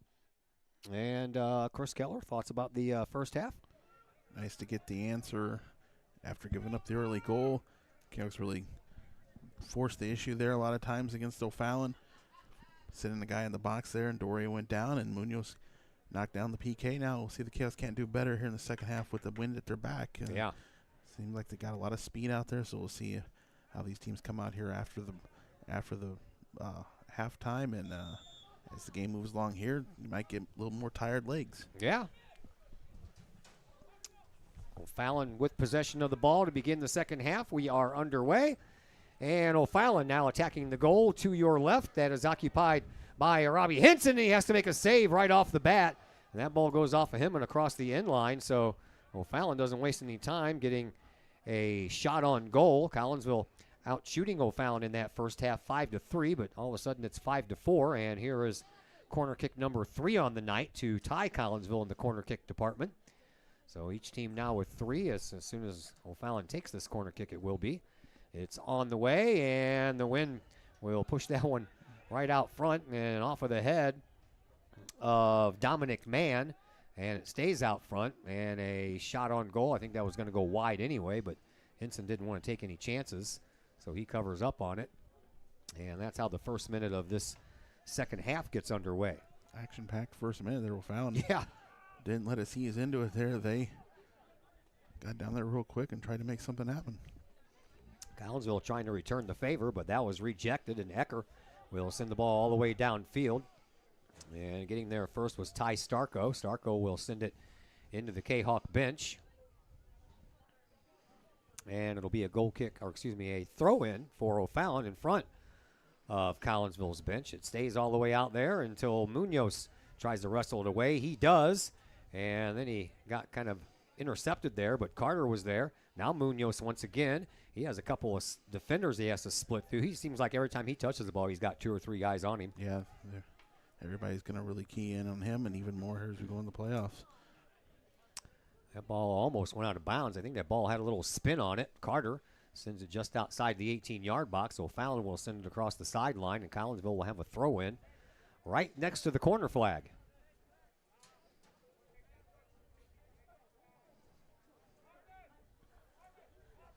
Couldn't even tell you who's going to throw this ball in. That's way too far away for me to see numbers. A little dark over there in that corner, too. Might be Suarez. Could be. Into the 18-yard box. Carter trying to settle it down, and then I believe Chris Munoz was going to try to come in and put a shot on goal, but that ball just eluded him barely. You recognized that a little too late. He was letting Carter try to get his foot on it, and then Munoz was going to close in. If he would have recognized that a little sooner, he might have been able to get a nice centered shot. Defense plays it back to Green, and here is Jacob Ryan. Ryan will once again send it back to Green, and then Green will send it over to the far side. I believe that's where Brisley is playing. And then McIntyre goes down, and yeah, I was waiting for the call, but it never happened. Here is Doria. Canucks continued on the offensive. I guess they gave him the advantage there. No call there. Wow, both players went down. I guess the incidental contact was the call by the referee. And the O'Fallon player a little slow in getting up, but the referee's just going to let him keep on playing. O'Fallon, they get control of the ball, send it over here to this near sideline, and up it goes, and trying to spring Jacob Culp, and that ball ends up almost going out of bounds. Culp kept it in, and now Ty Starko gets there first, sends the ball all the way up for Mikey Suarez. That almost went out of bounds as well. Back out toward midfield it goes, comes down after hitting Ecker and finds his teammate over on the far side. And an opportunity here for Schroeder, but his avenue got cut off there by Collinsville a little bit. Now in front of the box, a shot and a save by Henson, and then when he saved it, it ended up hitting the far side post. Hit the goal post, the football post. Is that what it hit? So it's out of bounds, so now it's a corner for O'Fallon. All right. Hit the yellow goal post for football. That was after Henson made the save, so now shots on goal are even at 5-5, and now O'Fallon's going to get their fourth corner kick. All the way over on the far side once again. All of our corner kicks have been on the far side. Down, and then out it goes, and that's going to go off of one of the O'Fallon players and across the end line. I lost sight of the ball there for a minute. Looked like it ping-ponged off a couple of different players. That's exactly what it did, but somebody shoved Henson and all that, so it ended up being a foul against O'Fallon anyway. So Starko will take this kick, and he'll send the ball all the way back out to midfield, and got that wind at his back to help him out a little bit, but O'Fallon finds the loose ball once again, and once again the Panthers are on the attack. Here is Schroeder. Schroeder over on the far side in front of his bench. Sends the ball up the sideline. O'Fallon goes back to work with a little chip in front. And a roller that goes to Hinson. I believe that was off the back foot of Jacob Culp. So it counts as a shot on goal. Hinson will sky this one. Let the wind take it a little bit farther. The wind's kind of died down a little bit more than it was in the first half. So not as strong as a wind. Here is Chris Munoz trying to once again split a double team on the defense. As O'Fallon will send that ball all the way down. Starko will just kick it out to the sideline and let O'Fallon throw it in from there. First 5 minutes of half number 2 in the books. 1-1 tie. That's where we stand right now.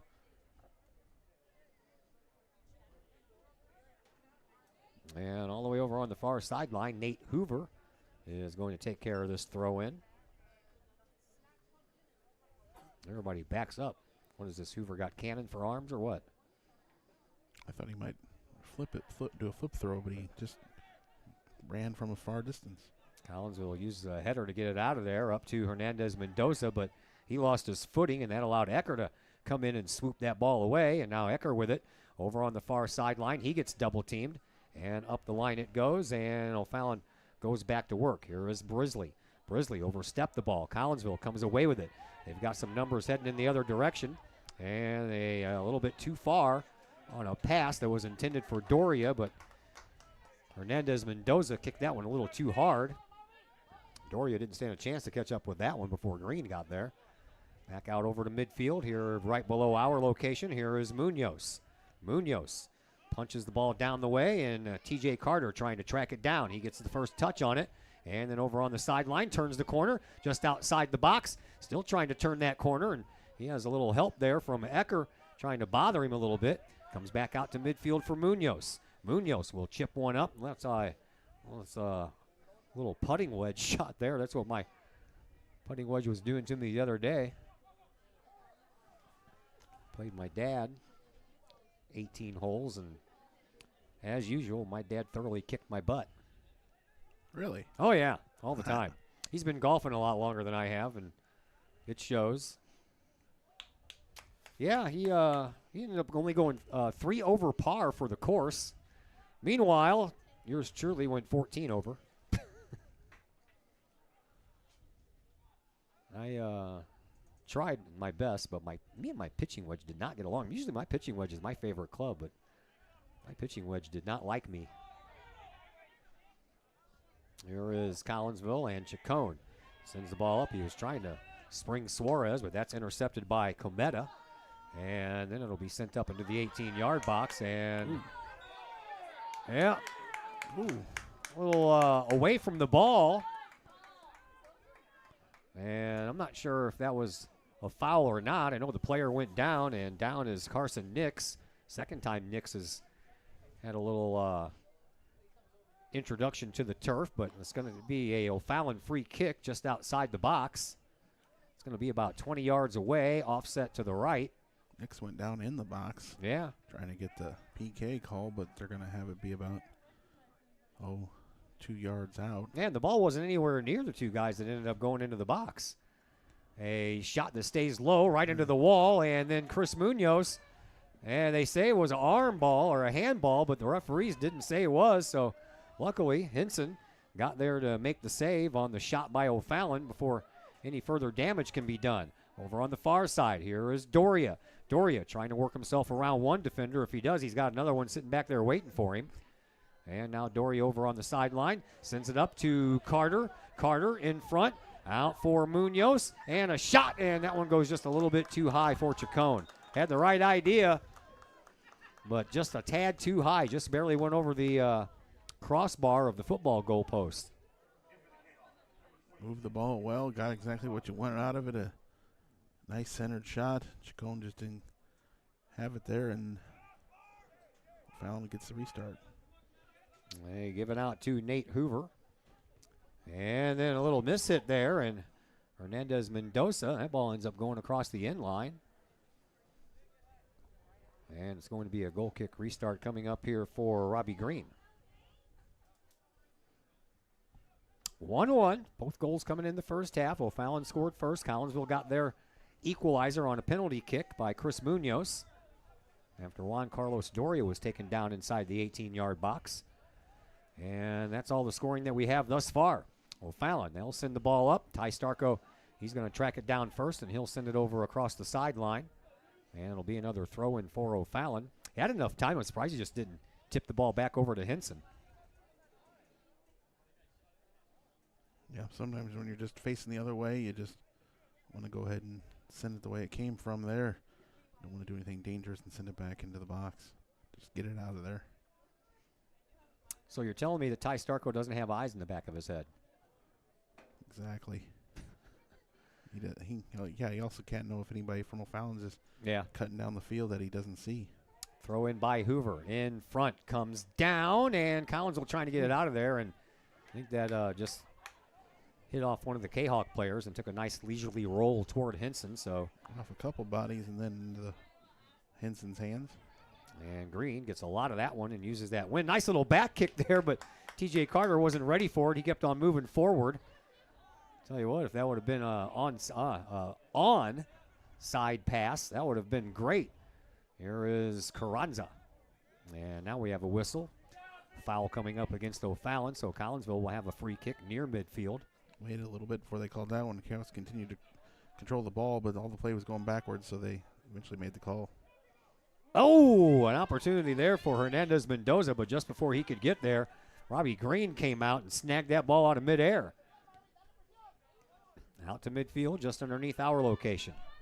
There is Hoover. Hoover sends the ball up. Mendoza finds it, and he'll send it into the front of the box, and Robbie Green will have no problem taking care of that one. Collins are looking for their first shot on goal here in this second half. They had 5 in the first half, and they're stuck at 5 right now. O'Fallon had 4. They're now up to 7, so they've had 3 shots on goal, plus a couple of corner kicks. Here is Ecker. Send it back over to Brisley, who finds his teammate Ryan. And Ryan lost control of the ball. Here is Chacon. Chacon sending the ball up, and here is Hernandez Mendoza, takes the shot, and it's in! Rodrigo Hernandez Mendoza breaks the tie, and the Collinsville Kahawks are up 2-1. He wasn't trying to take that shot. He was wanting to. Yeah. Oh, wow. And he was wanting to look for Doria here. Now, Doria, he's just been given a red card. For what? I don't know. He went over there and picked up the ball or something. I didn't know that was something you can get a red card for. But let's go back to the goal. And Mendoza decided eventually to put the shot on and buries it there. But now Chaos are going to be down a man. Yeah, they are. Here after taking the lead. And they'll lose Doria for the Granite game. Coach Lugie getting a explanation here. All I saw was Doria grabbing the ball. And conversation is over. So the appeal by Coach Lugie didn't warrant anything. That's unfortunate because JC's beside himself, not happy. That call went against him. I know it's not senior night on Thursday, but now he's not going to get to play in his last home game. Yeah, that's unfortunate because Collinsville is going to be down a player for the remaining 27 minutes and 40 seconds of this contest. Gonna just give him a yellow card? We're back underway. And O'Fallon will have the man advantage for the rest of this contest. So the Kahawks are going to have to play some stellar defense here. Yeah, it's going to have to be defend here for 27 minutes. That ball ends up going out of bounds. Throw-in coming up here for O'Fallon, and Nate Hoover will take care of that.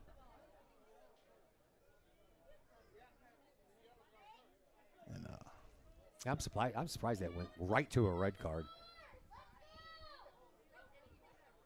Hoover throws it in, and Collinsville heads it out. That was Starko using his head once again.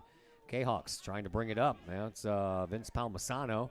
And again, the ball ends up going out of bounds. Going to stay with O'Fallon. Collinsville up 2-1.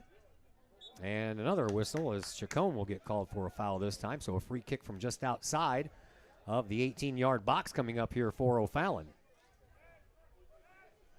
Still trying to calm Doria down over there. Oh, I'm sure. I'm sure he's beside himself. He's got to leave the bench area, and they're going to make sure he leaves. That's unfortunate.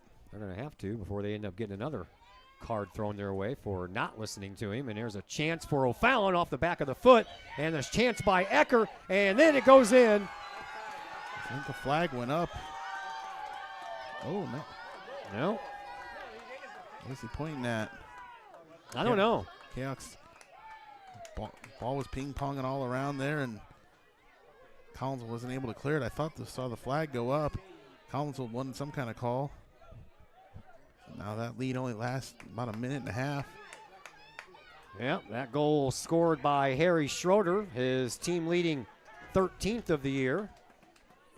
Down a man now, and Kahok's got to now find a way to get another goal. Yeah. And being down a man, they got to find a way to get another goal. So this took a turn for the worse here for Collinsville. Got the lead, lost a man, and then lost the lead all in about a minute and a half. At midfield we go. 2-2 game now. And O'Fallon has the advantage because they have the man advantage. And here is Culp. So O'Fallon, the social media post that they were playing Edwardsville last week, and they were up 2 men. Edwardsville had gotten 2 red cards. Oh, wow. It still went 0-0 all the way to PKs, even with Edwardsville down 2 guys. Yeah. Oh, an opportunity here once again for O'Fallon. Shot off the backside of Starko. And another opportunity for Schreiber, and a save by Hinson.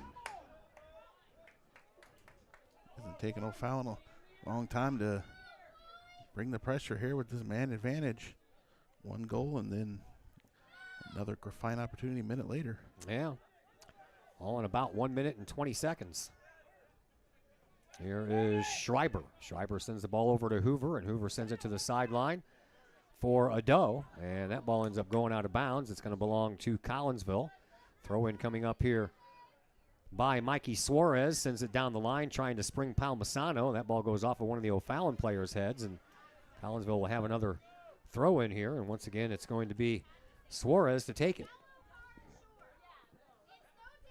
Suarez will send the ball back over to Dominic Mann. Mann sends it up front. Hits one of the O'Fallon players, though. And O'Fallon goes back to work. Here is Jacob Ryan. Ryan sends it over to Hoover. Hoover sends the ball up here to Schreiber. Back over to Hoover and back to Schreiber. Schreiber. Right before Chris Munoz could get there and close down the gap. And he sends the ball up, and this one's going to go out of bounds.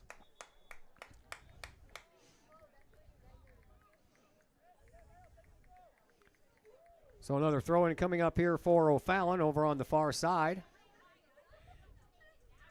And once again, it'll be Mr. Hoover that will take this. Just under 24 minutes to play here in this 2-2 game.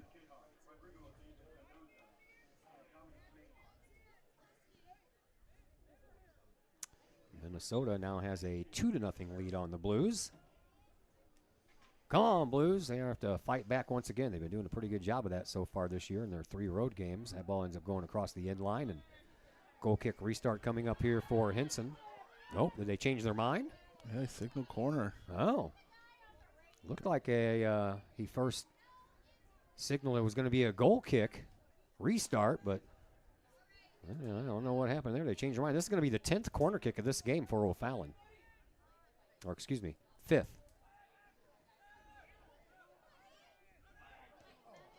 Clear it out. That's what led to the last goal. Kahok just weren't able to clear it out. Yeah. Now this is offsides.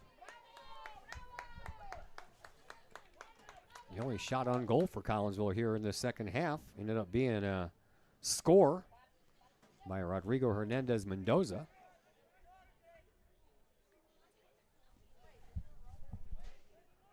I was writing down corner kicks under my shots on goal category, so I think I'm all discombobulated here. Here is TJ Carter. Carter sends the ball over to the far side. Collinsville again working a man down after a red card issue to Juan Carlos Doria. Over here now to Hoover. Hoover in the middle, almost turned the ball over to Mendoza. And then Mendoza gets in the way, and out to Chacon. Chacon trying to get a cross pass, but that ball went a weird direction all the way out the other side. And O'Fallon will work the ball up.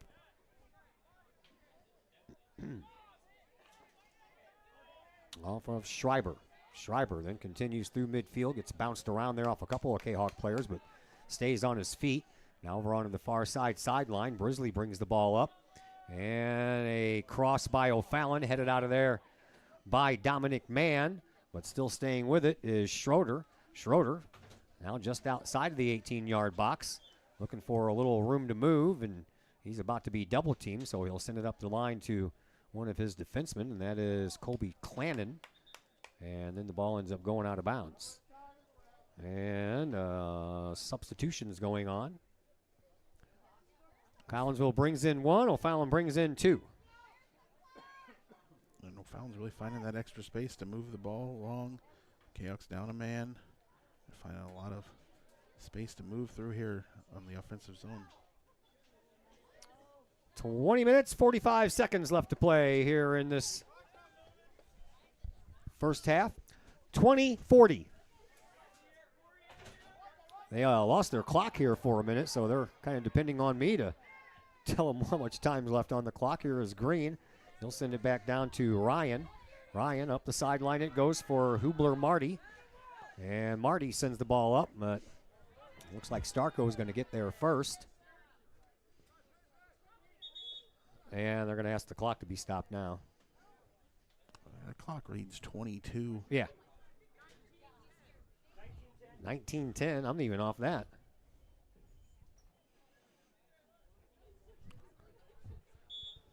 All right. Now we all got the same time. Looked like the whole scoreboard went dark there for a minute. I know that's happened to you a couple of times too. Yeah, but it doesn't. Ours doesn't go off on the controller, so if it goes off, everything still keeps operating. Yeah. But I'm not sure what situation occurred for them there. Neither am I. Here is Hernandez Mendoza in for TJ Carter. Carter, he gets kind of taken off of the ball there by Schroeder. Schroeder sends the ball down. Starko will send it back out to midfield and moved on up by Miller to Ado. Ado banks off a couple of Collinsville players and goes down to the turf, but gets right back up. Here is Chris Munoz. Munoz sends the ball up. TJ Carter in a foot waste. Robbie Green there as well, and Green comes out. They're going to call it offside anyway. I didn't agree with that. Yeah, I didn't think that was offside. Never occurred to me that would have been offside. Nope. Wasn't even looking at the side judge there, and looked pretty clean to me, but great athletic play there by the goalie anyway. See, that's why they should give these side judges a whistle too. When they know it's offside, instead of just throwing up the flag, they can blow the whistle, because there was two guys that were a head-on collision away from hurting each other, and that could have saved an injury. But who am I? I'm not on the Rules and Regulations Committee here. 17:40 left to play here in this second half. 2-2 contest. O'Fallon, though, playing with the extra man after a red card was issued right after. Rodrigo Hernandez Mendoza scored to make it 2-1 Collinsville, and then minute 20 seconds later, Harry Schroeder took advantage of Collinsville being down a man and put one in the back of the Kahawks net, and that's where we are now at 2-2. Braden Hinson tried to get that ball out of there, and then it's sent out into the sky by O'Fallon. So a goal kick restart coming up here for Collinsville. Looks like Ty Starko is going to take this one.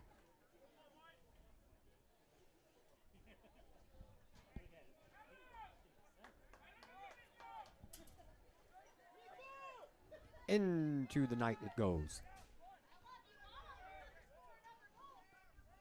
Munoz misjudged that.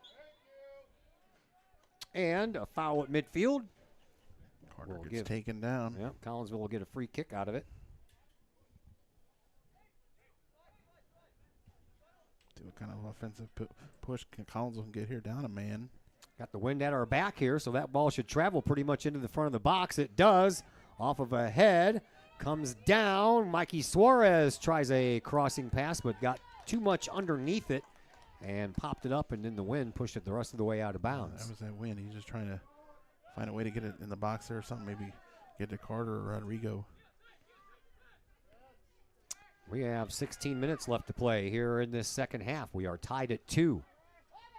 Fallon with the ball and the man advantage in their favor. They'll send it all the way back to Green once again. Green had Hernandez Mendoza right in front of him, so he had to go off to one of the either left or right side. He chose his right side. And at the sideline, the ball goes back behind the Collinsville bench, so it'll be a throw-in coming up here for O'Fallon. They don't waste any time throwing that in, but off of the foot of Carson Miller and out of bounds, so Collinsville will get the throw-in between the benches. I think that the throw-in was intended to find Munoz, but well past him. And now a bouncing ball, and Hernandez Mendoza trying to disrupt things down there. Almost worked in his favor, but O'Fallon finds a way to get the ball back. They'll send it over here to the sideline for Marty, and then it ends up going out of bounds off of Collinsville, so another throw-in. This one will be handled by Schreiber, and he wastes no time getting it to Miller. Collinsville's Ty Starko gets there first, sends it back out to midfield. It bounces off the top of the foot from Chris Munoz. He didn't want that to happen. He was just trying to settle it down. And then Collinsville and their defense gets in the way again, but O'Fallon finds a loose ball coming around the outside of the box, and a crossing pass never did make it. It ends up going across the end line, and another goal kick restart coming up here for the Kahawks. O'Fallon trying to beat the Kahawks down there with one less guy trying to turn the corner, look for a shot on goal. Kahawks going to get some fresh guys in here now, a couple subs. I would have to think that Coach Lugge should be pretty happy with the play of his team tonight. I'm sure that he didn't agree with the red card, because he was over there pleading his case for a while. Here's Starko, and it banks off of the defender, and it'll roll to Braden Henson, and Henson will have no problem picking that one up. See if the absence of Doria Thursday now may add to the decision to maybe rest guys against Granite City in the not show your hand. Yeah, which you're already tempted to do, and maybe that adds to it. We'll see. Yeah, well, they won't get to see Doria, that's for sure. So there's a secret weapon that they'll have in their pocket 1 week from tonight for that regional semifinal. We will be there for that one. And if Collinsville should win that one, we will return Friday the 25th for the regional championship game, which means we will not be able to bring you the final regular season football game of the year at Triad. That's just the way the cookie crumbles sometimes. Here is Carter just inside the far side of the 18-yard box, and then he gets taken down. No call on the play. I thought the referee was going to call something there for a second. Just lost his footing there. There's no call to make. Carter went down on his own. Oh, yeah, ball gets away from Henson, and Henson got there just in time before anybody else could come in there, because I tell you what, Hoover was flying in. Another opportunity for O'Fallon. Now we're going to have a free kick for the O'Fallon Panthers. This one's going to be from about 25 yards out.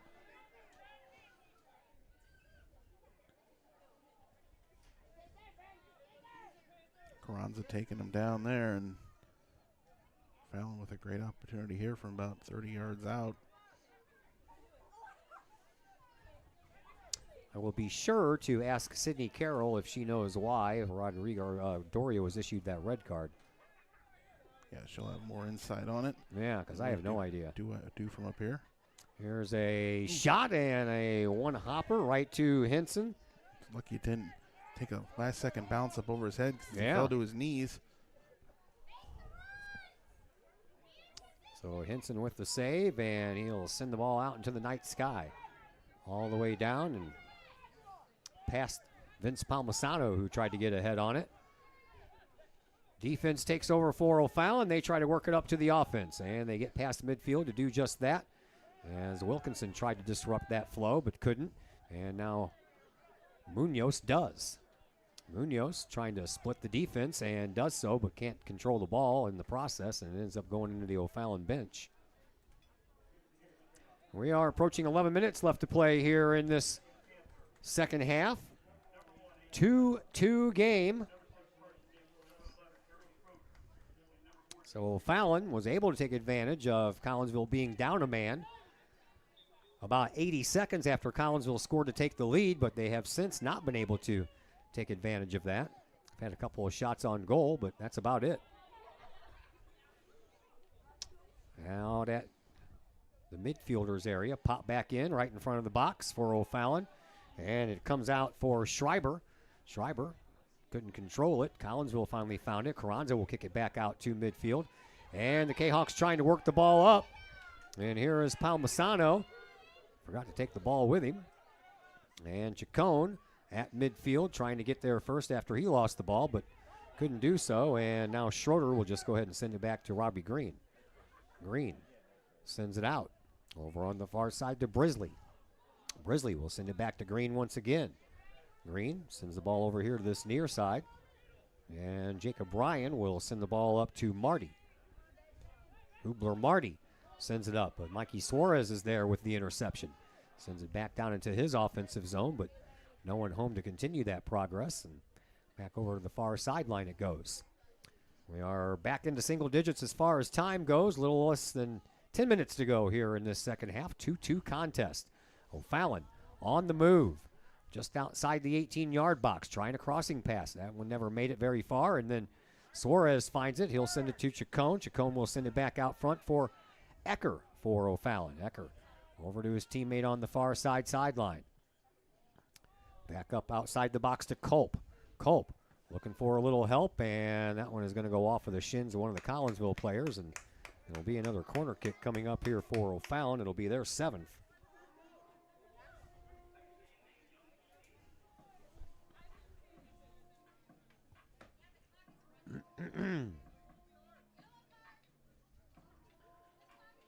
Everybody trying to adjust all their equipment. And the corner kick on the way and down after a header by Wilkinson. We'll keep that one out. And then off the post and a save. And all the way back out front it goes again. Over to the far side of the box, and that's going to go across the end line. And yet another corner kick coming up here for the Panthers. Initially, Wilkinson got his head on the ball there. I thought Chaos were going to be able to clear it out, but O'Fallon kept it in, had opportunities there. Yeah. That one stayed low and then kicked right back out. Give up on the corner kick numbers? No, I got a hold of those. I just were putting corner kicks over on shots on goal, so I kind of just gave up on the shots on goal. But another corner kick. This is number 9 in the game. And it rolls off of a head and comes all the way back out the other side. So this is going to turn into a throw-in for O'Fallon now.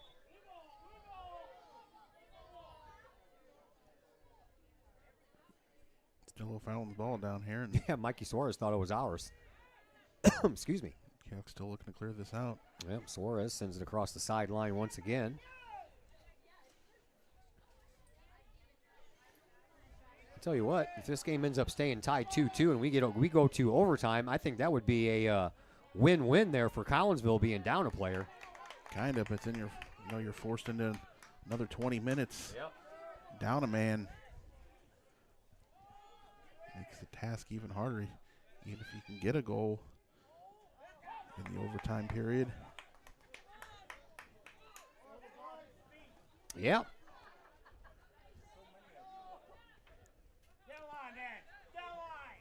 A throw-in comes in right down onto the feet of Ecker. And then off of the shoulder of one of the K-Hawks players, and Cometa will pick the ball up and throw it in. And immediately finds Schroeder. Stopped by Wilkinson. Wilkinson got his feet tangled up, and that'll allow Chacon to try to come in and help out a little bit. And another throw-in coming up here for O'Fallon. 6:45 left to play here in this second half. 2-2 contest. Out at midfield, over to Brisley. Brisley sends the ball up and into the 18-yard box, and it's going to come out the other side. Collinsville trying to get there, and O'Fallon got there first to keep that ball in. Turning the corner is Culp. Culp sends one in front. Collinsville got it out, and then they continue to get it out a little farther. And here is Chris Munoz. Munoz trying to send the ball up for Palmisano, but that pass never made it to him. It goes all the way out the far side. And out to Eckert. Eckert will send it over here for Ryan, and Ryan will send it up here to the sideline for Marty. Marty will find Schreiber. Back over to Marty, and then back to Schreiber. Trying to send it back up the sideline here with Suarez. Stops that progress. Out to Palmisano. Wilkinson trying to send it up, and Hernandez Mendoza was the last man back that might have had an opportunity, but that was rejected by O'Fallon. And then the Panthers regain control of the ball. Here is Eckert. Eckert punches it up. Ty Starko gets there first. Takes it backwards. And then a loose ball going to be picked up here by Schreiber. Schreiber sends the ball up, and here is Cometa. Cometa with a cross pass, and that was taken care of by Carranza. Looking across to a couple guys streaking up there for O'Fallon. Schroeder and Culp. Couldn't find either of them. O'Fallon sends it back out front. Here is Clannon. Into the 18-yard box, O'Fallon works. Working the ball up there is Schreiber. Schreiber sends one up, and Hinson has to make the save. Over to the near side post. Just under 5 minutes to go here in this second half. 2-2 contest. And the ball got away, and here is Palmisano. Palmisano trying to create a little bit of space and outrun his defenseman. And that defenseman will stop the ball right before it goes across the end line. Man, oh man, that was tough. Back into the 18-yard box, but didn't stay there for very long. Comes all the way back out now for Schroeder. And in front of the Kahok bench, Collinsville intercepts once again, trying to bring it up, and we're going to have a foul called against O'Fallon. And Collinsville's going to have a free kick, albeit from about 30 yards or so away.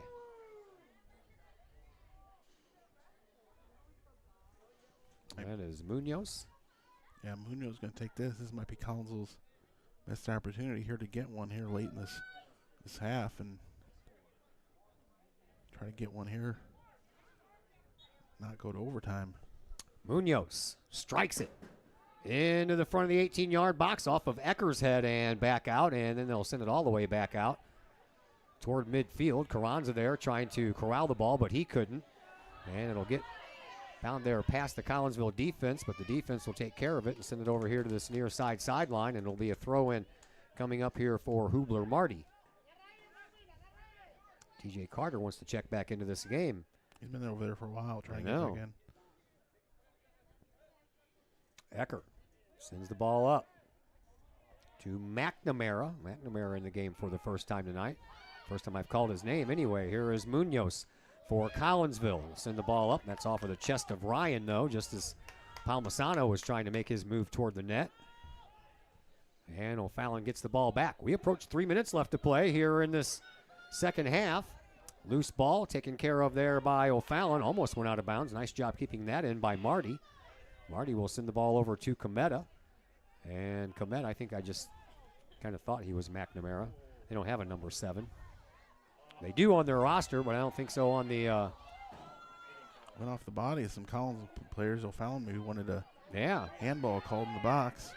Collinsville with another opportunity here. And then Munoz gets tripped up right at midfield, and that's going to give Collinsville a free kick from there. As the O'Fallon player just stuck his leg out there, and Munoz tripped right over it. Munoz is holding everything up there. Trying to lead his guys, stay on side. Palmisano was a couple steps off sides, and then Munoz ended up getting taken out anyway. We are approaching 2 minutes to play here in this second half, and the free kick from midfield into the 18-yard box, and it comes down, and a one bouncer handled by Green. Collinsville's 7th shot on goal in this game. I think I'm all caught up now in the shots on goal category. Up the sideline it goes, and Carranza gets there first. He'll send it across the sideline, and another throw-in coming up here for O'Fallon. we are down to the final 95 seconds left to play here in this second half. 2-2 contest. And a cross pass that was intercepted, and then a shot that was blocked by one of the Collinsville players. And Henson come out of the goal trying to save it before it goes across. Yeah. Fallon will get this corner here in the last minute or near the last minute. 10th corner kick of the night for O'Fallon. And it is on the way. And the other side, Hinson got a hand on it first, but couldn't control it. And then a miss hit by Cometa. And Cometa will track it back down and send it out to Clannon. And then over on the far side, O'Fallon looking for another opportunity as we are under a minute to go here in this second half. Collinsville doing their best to keep it right where it is. Kahawks get the ball back, but Munoz unable to do anything with it. Now just outside the 18-yard box. O'Fallon gets it again off of the head of Carranza, and it'll go across the sideline, and O'Fallon will have another throw in.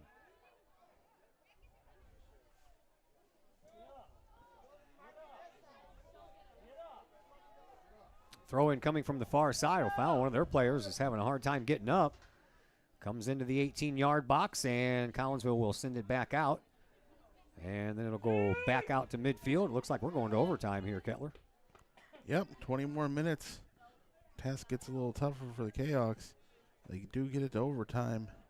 A man down, but it will continue. And Carter never got in there. He was over there for like 8 minutes trying to get in there at the end of the half. Well, he'll get in there now for sure, as we have some extra time to tell you all about, and we will do that after we take a timeout here on the Kahawk Sports Network. Celebrate the life of your loved one should be as special as the person they represent. That's why you will always find the staff at Her Funeral Home in Collinsville ready to go the extra mile to meet the needs of you and your family during those times. For over 100 years, Her Funeral Home has been there for Collinsville and the surrounding communities. Of the many arrangements made after losing a loved one, the first is the selection of a funeral home. The staff at Her Funeral Home in Collinsville can help with that planning. Call Her Funeral Home in Collinsville at 618-344-0187. Her Funeral Home, serving Collinsville families for over 100 years. 618-344-0187. All Pro Tees in Caseyville is your place for custom apparel and has been for over 20 years now. Why? All Pro Tees can handle any size project, big or small, and they specialize in large group orders. At All Pro Tees, quality is number one on their list of priorities, as is evident by their excellent service staff. Did we mention All Pro Tees has over 20 years of experience? They can even help with fundraisers and event merchandising for your group. And of course, All Pro Tees is your destination for everything Collinsville Kahawks. So for all of your apparel needs, for civic groups, sports teams, business outings, or even a family reunion, your apparel needs stop at All Pro Tees.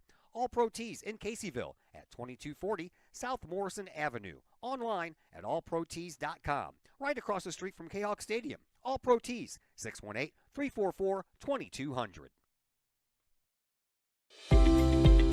We love to have you come work for the city of Collinsville. We have many positions available, from seasonal jobs to full-time opportunities in many of our departments. From police and fire to Gateway Center, Parks and Recreation, and City Hall. Our employees enjoy great benefits like comprehensive medical plans, paid time off, tuition reimbursement, and more. Visit the city's website, collinsvilleil.org, to apply and learn more about working for the city of Collinsville. Collinsville Barbecue Supply, home of Code 3 Spices, is first responder owned by proud Kahawk alums. Located at 1966 Vandalia, Collinsville Barbecue Supply is your one-of-a-kind barbecue headquarters that focuses on everything barbecue and cooking, providing the best American-made barbecue grills, in-person class instruction, smokers, rubs, sauces, accessories, and cooking expertise from professional barbecue experts, including an in-house chef and pitmaster. Code 3 Spices provides award-winning sauces and rubs that supports our nation's first responder and military organizations that focus on the fallen, suicide prevention, and PTSD awareness. Stop on by, see the guys at Collinsville Barbecue Supply for all of your cooking and grilling needs. Collinsville Barbecue Supply, home of the 4-time world champion Patriot Sauce. Learn more about their products and mission in giving back to those who serve at collinsvillebarbecue.com or call 618-855-8855. Financial investments are very important, but so are the investments of time, patience, and encouragement our young athletes receive from their coaches, teachers, and mentors. Jason Regg, your Benjamin F. Edwards financial advisor, understands this. That's why Jason Regg is a proud supporter of your Collinsville Kahawks and the Kahawk Sports Network, as well as the Kahawk Educator of the Month Award. For all of your investment needs, see financial advisor and investment vice president Jason Regg at the Benjamin F. Edwards office in Collinsville, located at 1008 Vandalia Street, or call Jason Regg at 618-223-5215 or visit benjaminfedwards.com. Benjamin F. Edwards, member SIPC. Want to catch some of the best live music in Collinsville from a band of all Collinsville area residents? Look no further than Sonically Pleasing. Sonically Pleasing with former Kahawk Logan Carlisle, his dad Tim, along with Caleb Tanzius, play some of the best rock and roll hits from the 70s, 80s, 90s, and beyond. You can catch Sonically Pleasing at some of the area's finest venues, as well as book Sonically Pleasing for your private event or party. To put some music in your life, it's Sonically Pleasing. Check out Sonically Pleasing's Facebook page for upcoming live show dates and to book them for your special event or to call to book that event at 618-401-0052. Pleasing live rock music for your ears. Sonically Pleasing, 618-401-0052.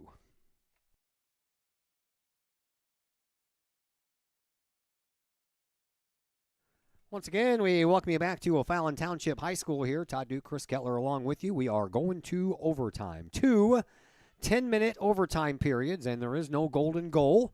So we will play both of those 2 10-minute overtime periods. So we have at least another 20 minutes left to go here before we end up going to penalty kicks if no one does score in those 20 minutes. And as I mentioned earlier, Chris, it's, kind of nice when you're down a man after the red card was issued to Juan Carlos Doria that you could hold them to just that tying goal, and that came 80 seconds after Collinsville went ahead 2-1, and then Collinsville held their own for the rest of the game, for the rest of regulation. Yeah, I think it was before Collinsville really got themselves sorted out and trying to figure out where everybody needs to be. O'Fallon capitalized real quickly here, but it's been a lot of defending, not much opportunities on the offensive end, except maybe one or two. And now they got another 20 minutes here of trying to keep O'Fallon off the board here. We will see how that goes. And we are underway here in overtime number 1. And we'll stay on the same sides of the field here, or no, we'll switch it up again. And here comes Collinsville with an opportunity. Oh, boy. Palmisano almost snuck in that 18-yard box without having a defender right by his side, but that defender kind of hung tough, and O'Fallon will head back the other way. Andrea Doe couldn't track the ball down, so. Kahawks with a couple of wins this year in overtime, beat Edwardsville and PKs, beat Belleville West. Yeah. That was the best part of that Belleville West game was the 2 overtime periods.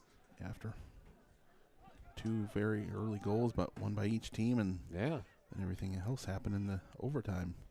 West got the first goal, and the Kahawks got 2. Yeah, between the first couple of goals and overtime, it wasn't a very exciting game, but boy, I tell you what, those 2 overtime periods sure were. Here's Starko. He sends the ball back out to midfield, and now Carranza is there as well. And Enrique, got tripped up there as he was heading toward the sideline. That's very close to a bench. Outside the Edwardsville game where they had 9 rounds of PKs at the beginning of the season. That was when it was still hot outside. It's no longer hot outside, kids. It's a little bit chilly. It's going to get really chilly over these next couple of mornings.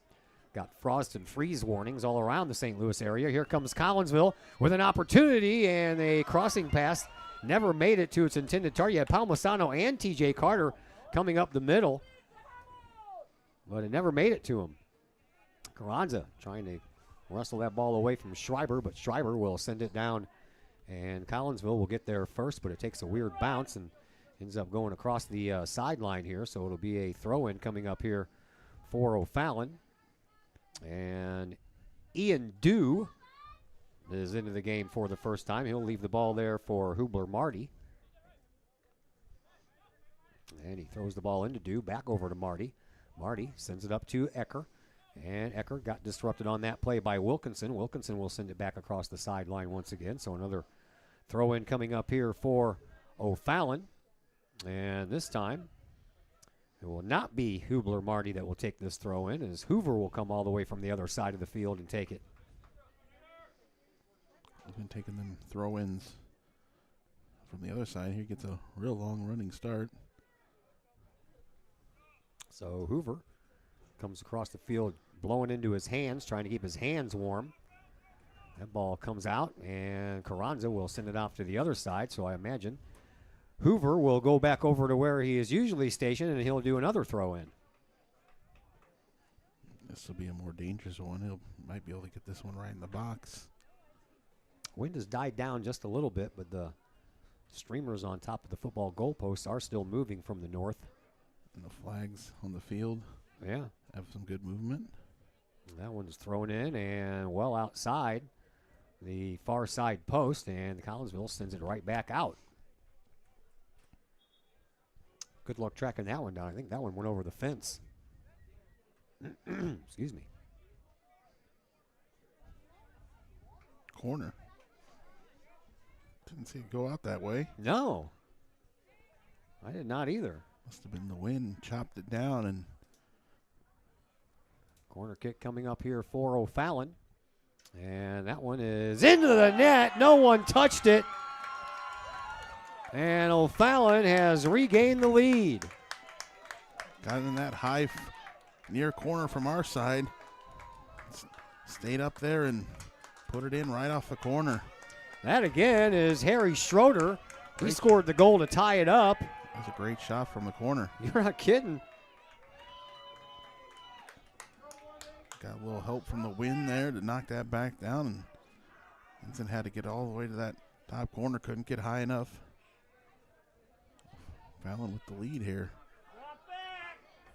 All right, so Fallon goes back out front 3-2, and Collinsville, being a man down, is going to have to work extra hard here to get that one back.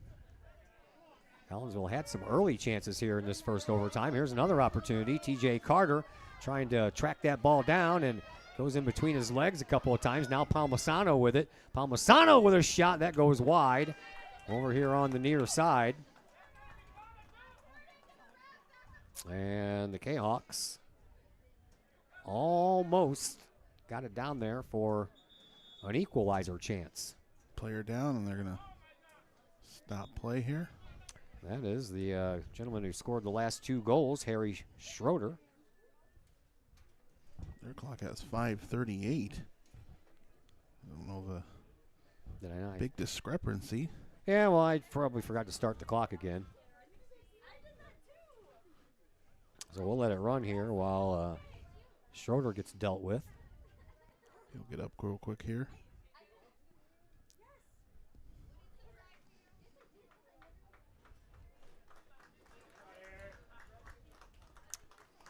And he appears to be okay.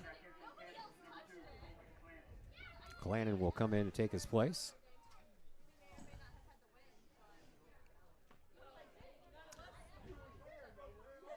And a restart coming up here for O'Fallon. And we are back underway. I might have pressed the button, but it might not have taken. Sometimes that'll happen. Sent back down once again for O'Fallon, and that is Jacob Culp. Culp sends it all the way up for Ado. Ado in front, takes a shot and a save by Hinson. Ricocheted off of his shins, right back to Ado. And Ado then took another shot, but it ended up right in Hinson's hands. Great opportunity by Ado. Some good goalie work there by Hinson on the other side. Yeah. There's an opportunity for Collinsville, but they're not going to get it, as that ball will be sent in by the defense to Robbie Green off of Eckershead and out to midfield. Collinsville gets there first, but they'll send it into the O'Fallon bench, and the Panthers will have another throw-in. 4:40 left to play here in overtime period number one. O'Fallon has scored, and Collinsville looking for an equalizer, and they've got a little over 14 minutes to do so, as we'll have another 10-minute overtime period coming up after this one. For Collinsville, you just want to do everything you can to keep us at one-goal deficit and head into the second overtime with the wind to your back and maybe some take some more chances there to try to get tying goal. That one skips by everybody, and chance there for Dew never materializes. Starko got there first and sends the ball across the line. And that one's going to be a corner kick. Wynn carried that one over the inline. That one goes all the way out the other side. Yeah, I think that goal by Schroeder from that corner kick was wind aided as well. Definitely didn't hurt. Nope. Got it up in the air, and the wind pushed it right toward the goal and went into the upper corner here on the near side. Collinsville sends the ball back out to midfield. TJ Carter tried to get ahead on it and couldn't. O'Fallon, they'll find the ball and send it up to Dew. Dew pokes the ball up and tries to get it right back, but that's going to go across the line. And Collinsville will have the throw in. It'll be taken here by Jake McIntyre. McIntyre up to Carter. Carter to Wilkinson. Wilkinson sends it back out toward midfield. Palmisano waits for it and tries to settle it down. Has to wait for the ball, and now here is TJ Carter, but Carter overran the pass. Now he has to go try and pick it back up, and that one's going to belong to Collinsville. O'Fallon fans are upset. I got to tell you, I kind of agree with them. I thought that hit off of Carter's leg. I don't think the side judge here saw it, so he gave way to the main referee, and the main referee said that O'Fallon knocked it out of bounds, but at any rate, Ecker comes up with it till Munoz picks it off. Chris turns again, and then the defender stepped in there and took care of it. Now Palmisano into the box and takes the shot, but it's right on the hands of Green. Green just let it carry him off him there, and now he finally picks the ball up. Yeah. Almost a juicy rebound there. Here is Ecker. Ecker will send it back over to his defensive partner, Jacob Ryan. And then over here for Brisley.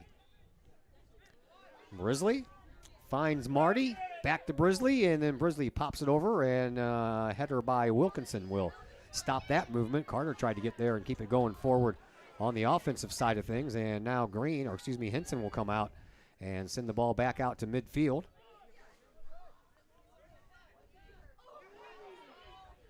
Fallon.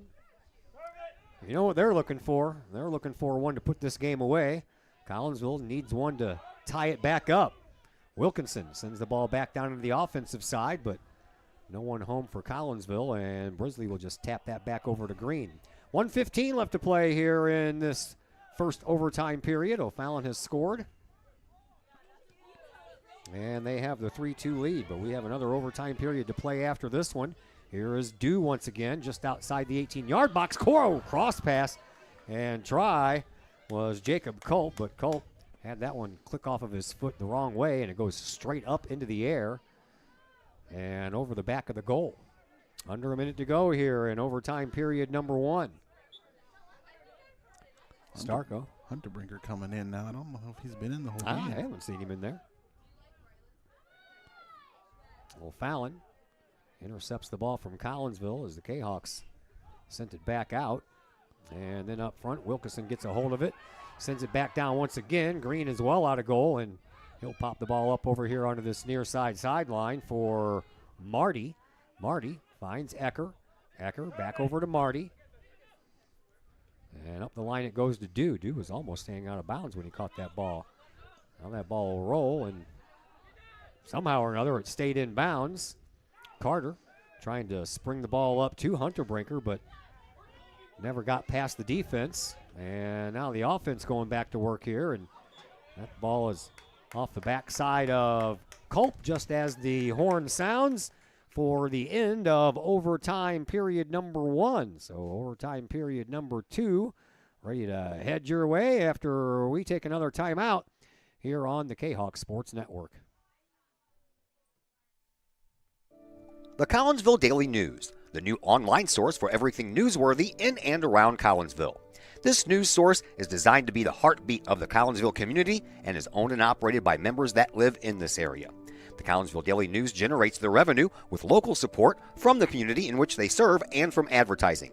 They do not charge to read their content, so you'll never run into one of those annoying paywalls. Not only that, but the Collinsville Daily News offers free classified advertising. You have items you want to buy, sell, or trade? It's free to post. Wedding or engagements announcements, as well as obituaries, all free at collinsvilledailynews.com. Plus, they have the content that matters most. Collinsville news you need to know, coverage of Kahok sports, and a keen eye on city news. The Collinsville Daily News also has an event tab that allows you to find out what is going on in and around the region for you and your family, the heartbeat of the community. Helping readers make sense of an increasingly chaotic world. Check them out at collinsvilledailynews.com, on social media sites Facebook and Instagram. The heartbeat of this community is the Collinsville Daily News.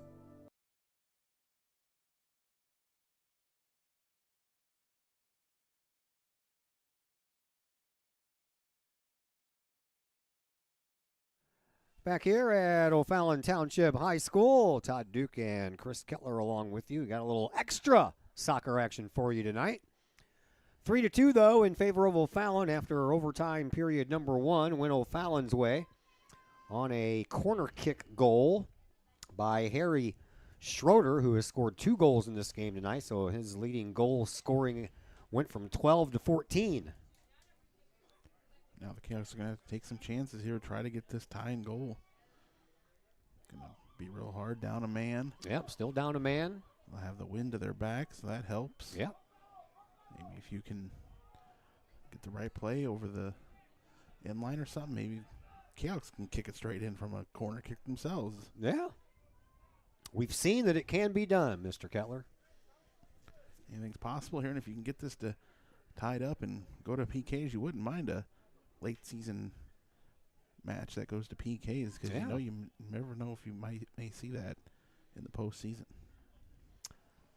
All right. Well, we'll all find out together what's going to happen here in this second overtime period. Nothing for you tomorrow. We're back at you on Thursday in the Paz Cup. Collinsville and Granite City hooking up for the final regular season soccer match of the year before the two teams will meet each other again Tuesday. 1 week from tonight in Granite City for the regional semifinal. And then we, of course, have football for you on Friday at Cahokia. That game is going to be on Huddle TV as we work our way toward the Prairie Farms Holiday Basketball Tournament, where that tournament will be on Huddle TV. So we've got to get some practice games in there at some point, and we have chosen that one to do because we're not sure if we're going to be able to do the triad football game. It all depends on what happens Tuesday night in the regional semifinal. If Collinsville wins that one, then they'll be playing in the regional championship game Friday night, and we'll do that game instead of the football game because the philosophy has always been here at the Kahok Sports Network that playoff contests take precedent over regular season contests. And we're sticking with that. I believe that triad uses the NFHS network, so there will be a way for you to watch that football game if we don't send that's offside. If we don't send Mr. Roseman out there with a phone to have him do the game on the Facebook page. We'll have to see. Minnesota scores another goal 46 seconds into the third period, ruining the St. Louis Blues home opener, and the Wild are up 3-0. Not the Blues night? Apparently not yet anyway. Blues had a comeback win in the season opener against Seattle, and then had a comeback win the next game against San Jose. Tried a comeback win against the Vegas Golden Knights, but Vegas is loaded. They're a good team. So we'll see if they got a comeback in them here in this third period, but we're keeping an eye on that from the distance. I just get a little update here and there on my phone. That's the only reason I know. 8.5 minutes to go here in this second overtime. Collinsville thought they had a golden opportunity there, but that play was whistled offside. And now Kahok's trying to chase it down once again. Here is Hernandez Mendoza over there trying to deal with Brisley. And Brisley lost the ball. Hernandez Mendoza tries to kick it out front and find Chris Munoz. Munoz punches it back into the front of the box. Here is TJ Carter right at the end line. He's going to need a little help. Back over to Hernandez Mendoza and then back out front, but Collinsville couldn't get there. And then over on the sideline, O'Fallon gets there first. And now a battle for the ball over on the far sideline comes out for the Kahawks. And then over on the far side, Collinsville couldn't hold it down there as they are sending all kinds of midfielders and defensemen up on the play. And now O'Fallon trying to get the ball to make sure they salt away this lead. Here is Cometa with it. Cometa circles, has an opportunity in front off of the chest of Braden Henson, and then the ball on the rebound effort sent out of bounds by Culp. Well, Henson was a bit of the ways out of the goal there, and he just decided to stand tall, puff his chest out there, and just try to knock it away, and Cometa's shot did go right off of him. Right off of the chest, man, right in the middle. Stand there and be big. Yeah. Do what you can to cut it off. Great job there, and worked out for the Kahawks. Yeah, I thought that one was going to work out for the Kahawks too, as it looked like Hernandez Mendoza was all going to get back there. He comes in to try to challenge Green, finds Carter instead, and Carter sends one well high. Yeah, from way far out, and that one stays high with what wind there is.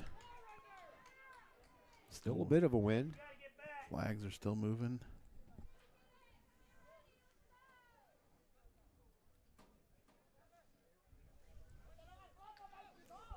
So Green sends it over here to Hoover. Hoover sends it up front, and a loose ball picked up by Ecker. Ecker sends the ball over to Schreiber, but Collinsville gets there, and here is Munoz. Munoz with a shot, and it rolls right to Green. He was in the right spot at the right time there. Perfect positioning by Green there. Low shot. Didn't have much on it there by Munoz. Didn't want to get it up in the air and have the wind pick it up. Yep. I understand that. Green will send the ball back out to midfield. Comes down, and O'Fallon with another opportunity here. Here on the outside is Culp. Culp just outside the 18-yard box, all the way over near the corner flag area, and then it gets tangled up in some feet. Comes out, though, for Schreiber. Back outside to Culp. Now Schreiber on the sideline. He's hurt. Fallon just taking it in the corner there, wasting time. That ball goes across the end line, and it's going to be a goal kick restart coming up here for Collinsville. And now Schreiber is up and appears to be okay. Braden Henson sends the ball back out. Didn't get a lot on it, but he finds Ty Starko. Starko gets a little tug from behind, cuts across the logo, gives it up to Chris Munoz. Back over to Starko, and then over to Wilkinson. Wilkinson trying to send the ball upfield a little bit, but that ball is going to belong to Collinsville because it ricocheted off of one of the O'Fallon players. O'Fallon thought it was their ball. And up the sideline it goes off of the head of Carter. Carter then jumps up in the air, gets it back, and up the sideline it goes. And then off of another Kahawk player. Collinsville doing a nice job keeping it down there and giving themselves an opportunity to tie this thing up. And then a ball that gets shot into the 18-yard box, but that is just barely past the head of, I think, Ty Starko. And then Green will pick the ball up. 4:15 left to play here in overtime period number 2. Green sends the ball down off of Carranza. Excuse me. McIntyre trying to send the ball up off the head, and that ball ends up rolling into the Kahawk bench. O'Fallon will have the throw in.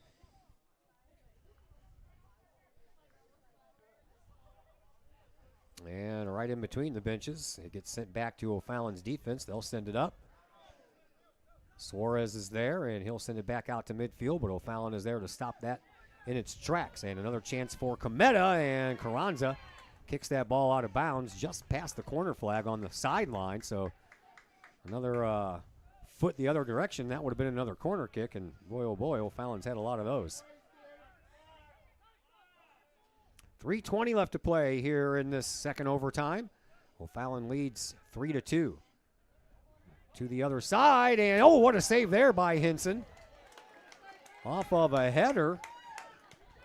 That almost found the back of the net. Just got a hand on it last second there. Yeah. Didn't think he knew which way it was going to go, and he punched it out. Wilkinson sends the ball back down, and Collinsville with an opportunity, and then it's taken away as Hernandez Mendoza tried to reach that ball before Green could snag it on the bounce and almost got there. Here's a chance for Suarez, and he gets tripped up. Collinsville is going to have a free kick from about 30 yards away. Yellow card coming up against the O'Fallon player. Schreiber gets the yellow. Referee's not asked for the clock to be stopped. Now he will. Hey, you know what? You can't stop the clock until the referee gives the signal. They'll get it sorted out. That's why the referee keeps the clock himself on a watch in case there's any discrepancies. If he thinks that's good, we'll go. Yeah. Still plenty of time here. Guess we'll get an opportunity. 30 yards out. I've seen Munoz score from 30 yards out earlier this year, so it can be done.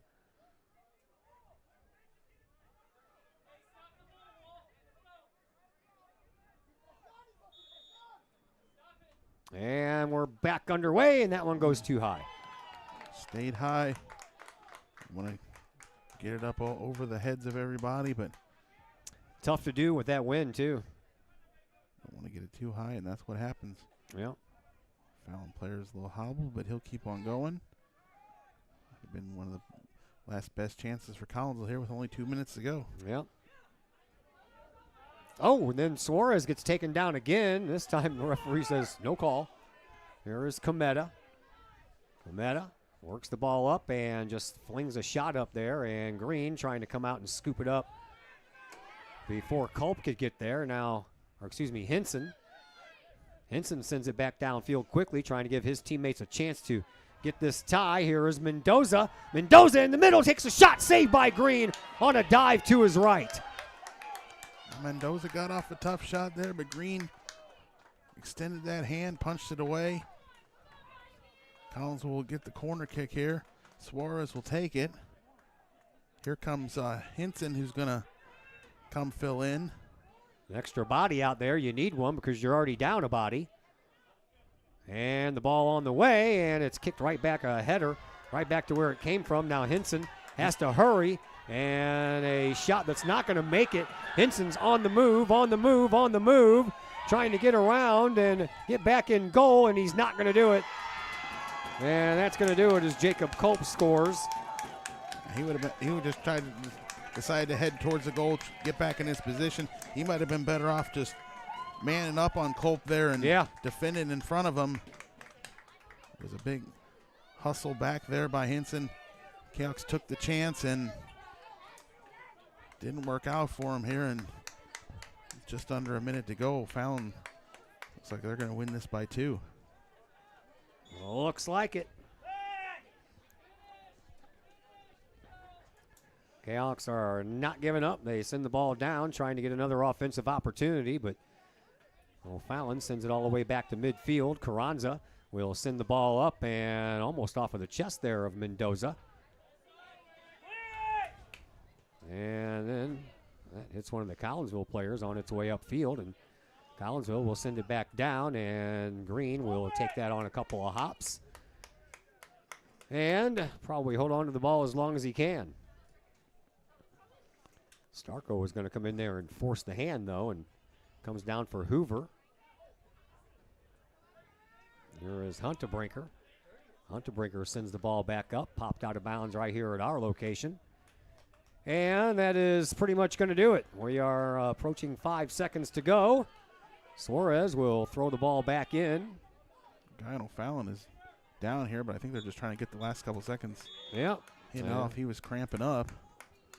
Wanted some help, but the game's over. Yep, that is going to do it. 4-2. Collinsville ends up losing this game. And they fought hard for the whole entire contest, though, but it doesn't help when you lose one of your top goal scorers to a red card for the rest of the game, but that's exactly what happened, and Collinsville loses this one by a final score of 4-2, and that brings us to our post-game coverage, brought to you by LC's Pub in Caseyville. Great food, great drinks, and great services served up daily at LC's Pub in Caseyville. 605 North Main Street in Caseyville is where you'll find them. Give them a call for carryout order, 618-855 9007. The LC's Pub postgame show comes your way next on the Kahok Sports Network. Looking for a little bite to eat in a nice, friendly establishment before heading out to a game? Look no further than LC's Pub in Caseyville. Just blocks from Collinsville High School, LC's Pub is the pub of choice for Kahawk fans, before, after, or even during Kahawk games. LC's Pub features a wide variety of traditional bar food like burgers and fries, chicken wings and chicken strips, appetizers like pepper jack mac and cheese bites, fried pickles, and green beans. Plus they have salads, fish, shrimp, and more. LC's Pub also features an outdoor patio, a gaming room, weekly poker tournaments, and a pool table, plus enough TVs for all the sports fans. And LC's Pub shows Kahawk games live as well as Blues and Cardinals games. LC's Pub, 605 North Main Street in Caseyville, right across the intersection from All Pro Tees. Call for carryout orders at 618-855-9007 and on Facebook at LC's Pub. LC's Pub, Kahawk fans' pub of choice. Caseyville VFW Post 1117 Auxiliary supports the VFW with post projects and fundraiser events. The Caseyville VFW Auxiliary also provides donations and sponsorship for veterans in need, Jefferson Barracks in St. Louis, the Caseyville Food Pantry, outreach programs, summer lunches for students in the Collinsville Unit 10 School District, and now the Kahawk Sports Network. Plus, sponsoring CHS programs like band, theater, and sports. If you would like to provide support or join the Caseyville VFW Auxiliary, contact the Caseyville VFW Post 1117 at 618-344-9878. Is it finally time to start doing what you've been talking about doing for years? Start making those plans right now and let Northwestern Mutual help you plan your future. Former Kahawk Joe Philpott can help you get started with that plan today. Joel Philpott, a financial advisor with Northwestern Mutual, can help build a plan specifically for you with a wide range of financial options and the flexibility to change that plan as your priorities change. To get started on your future, give Joel Philpott a call today at Northwestern Mutual's Fairview Heights office at 618-606-2022. Spend your life living with Northwestern Mutual. Call Joel Philpott today, 618-606-2022. Looking for someone to help get your house in tip-top shape? Look no further than former Kahawk Kara Gray with Clean Living Cleaning Services. From bathrooms to kitchens to garages to bedrooms and even commercial spaces, Clean Living is your place to go. Clean Living guarantees expert-level work done by expert-level cleaners. No matter how much grit, how much grime, let Clean Living shine. For more information, check out the Clean Living Cleaning Services on Facebook or call 618-979-9634. A clean space is a happy place. Clean Living Cleaning Services, 618-979-9634. Looking for a little bite to eat in a nice, friendly establishment before heading out to a game? Look no further than LC's Pub in Caseyville. Just blocks from Collinsville High School, LC's Pub is the pub of choice for Kahawk fans, before, after, or even during Kahawk games. LC's Pub features a wide variety of traditional bar food like burgers and fries, chicken wings and chicken strips, appetizers like pepper jack mac and cheese bites, fried pickles, and green beans. Plus they have salads, fish, shrimp, and more. LC's Pub also features an outdoor patio, a gaming room, weekly poker tournaments, and a pool table, plus enough TVs for all the sports fans. And LC's Pub shows Kahawk games live as well as Blues and Cardinals games. LC's Pub, 605 North Main Street in Caseyville, right across the intersection from All Pro Tees. Call for carryout orders at 618-855-9007 and on Facebook at LC's Pub. LC's Pub, Kahawk fans' pub of choice. Once again, we welcome you back into the LC's Pub post-game show here on the Kahawk Sports Network. Fallon wins this one here tonight by a final score of 4-2 in a very interesting game. And joining us now is assistant coach Sydney Carroll, who's also the head coach of the freshman team, who got a rare opportunity to play right before the varsity guys did. So how did that work out for you? How cool was that for the kids? They loved it. The freshman boys, they look up to the varsity boys, so to get to like ride the bus with them and be around them, get to cheer them on during their game, they loved it. They played really well in our game today. I was very proud of them. Fallon scored with 43 seconds left to go in the game. We lost 3-0 to them earlier in the season, so all I can ask for with the freshman group is that they improve every game, and they have, and they've shown it. They've made games hard to win. They're hard to beat. Unfortunately, with little time left, we gave up a goal, but we move on. We play West on Thursday. So Who is number 8 for your team? Ooh, that's a great question. Well, I was looking at. I went to the Kahawks website, and they don't have numbers for the varsity for the freshman roster. Awesome. Love yeah, that so for I'm, them. I'm like, he had an opportunity there late to try to score that tying goal, and just ended up coming up short. Adrian. I think it's Adrian is up top. He's number 8. Yeah. I have seen goals scored from 20 yards out before, but never off of a header. And that's what O'Fallon did. They got that off the header, just went right over your freshman goalie's head, and it bounced in. Yeah. One of the things we've been struggling with last couple games is just marking in the box and making sure we're communicating marks. And, again, they're young. They're learning. Oh, yeah. On that one, there was just a miscommunication between the defender and the goalie, our goalie, Aiden Whitaker, who was coming out to get it. And they unfortunately went in. It was a great header by the O'Fallon kid. Like, there's nothing you can do to stop that one. Yeah. All right, let's move over to the varsity game. O'Fallon gets a goal in the first 6 minutes of the game to take a 1-0 lead. And that was in itself kind of a weird goal because it kind of bounced way up in the air, ended up going over Braden Ensign, and then the guy for O'Fallon just had to use his head to knock it in. Yeah. That kind of was a little defeating of a goal because I thought we were playing really well to open up the game. We talked about to the boys all the time about quick starts, and we can't start slow because good teams will take advantage of it. And I thought we started well. Unfortunately, Ty Starko gets a little shove in the back and falls down. Can't get to the ball to clear it off the line. Fallon kid just walks it in. Yeah. So. We tied it up, though, on a Chris Munoz penalty kick. That made it 1-1 after one half of play. And then how about the goal by Rodrigo Hernandez Mendoza to give Collinsville a 2-1 lead? But then things kind of went a little weird then as a red card was handed out to Juan Carlos Doria. Tell me about the red card and why it was handed out. So after the goal, Rodrigo hits a great shot, great finish. Juan Carlos went to go grab the ball, and he jumped over the goalkeeper to go get the ball. Goalkeeper started yelling at the ref that he kicked him in the head. Ref said it was intentional. If you watch the film, he jumped over the kid. Whether or not he clipped him, I don't know. You can't really tell. We watched the film back. You can't really tell if he got him or not. But it didn't look intentional. It didn't look on purpose. Ref said it was and gave him a straight red. So Juan Carlos was visibly upset over on the bench. But we'll deal with that. We'll move forward. It's unfortunate, but... Yeah, because you're going to lose him for Thursday's game against Granite City. Yep. Not knowing really how much Coach Lugie wants to show his cards against the same team you got to play in the playoffs just a few days later. So, but still, I know that's going to be heartbreaking for Juan Carlos because he gets to miss his final home game on the turf.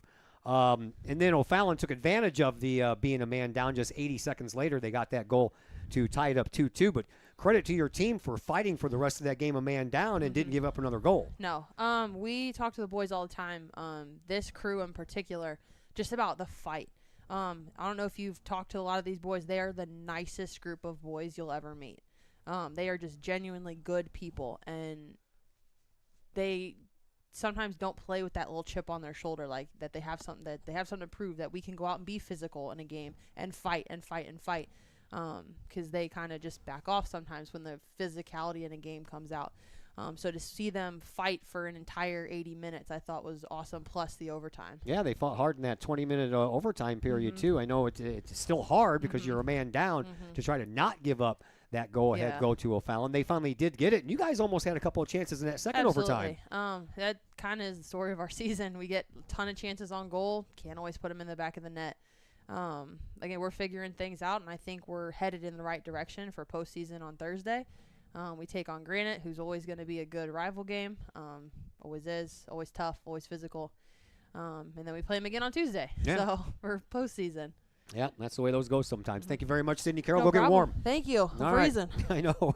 Sydney Carroll there, one of the assistants for Rob Lugie on his staff as Collinsville falls to O'Fallon here tonight by a final score of 4-2. That is going to do it for our coverage here tonight. We're right back at you on Thursday. More soccer action coming your way. It's the Paz Cup from Kahok Stadium as Collinsville and Granite City will hook up. We'll be on the air around the usual time, somewhere around 6:15, 6:20, depending on when the JV game comes to a close. Big thanks to Rob Luggie joining us on the pregame interview, and again to Coach Sidney Carroll on the postgame interview, and a big thank you once again, as always, to Chris Kettler joining us on the other microphone. My name is Todd Duke, and until Thursday, everyone enjoy the rest of your evening.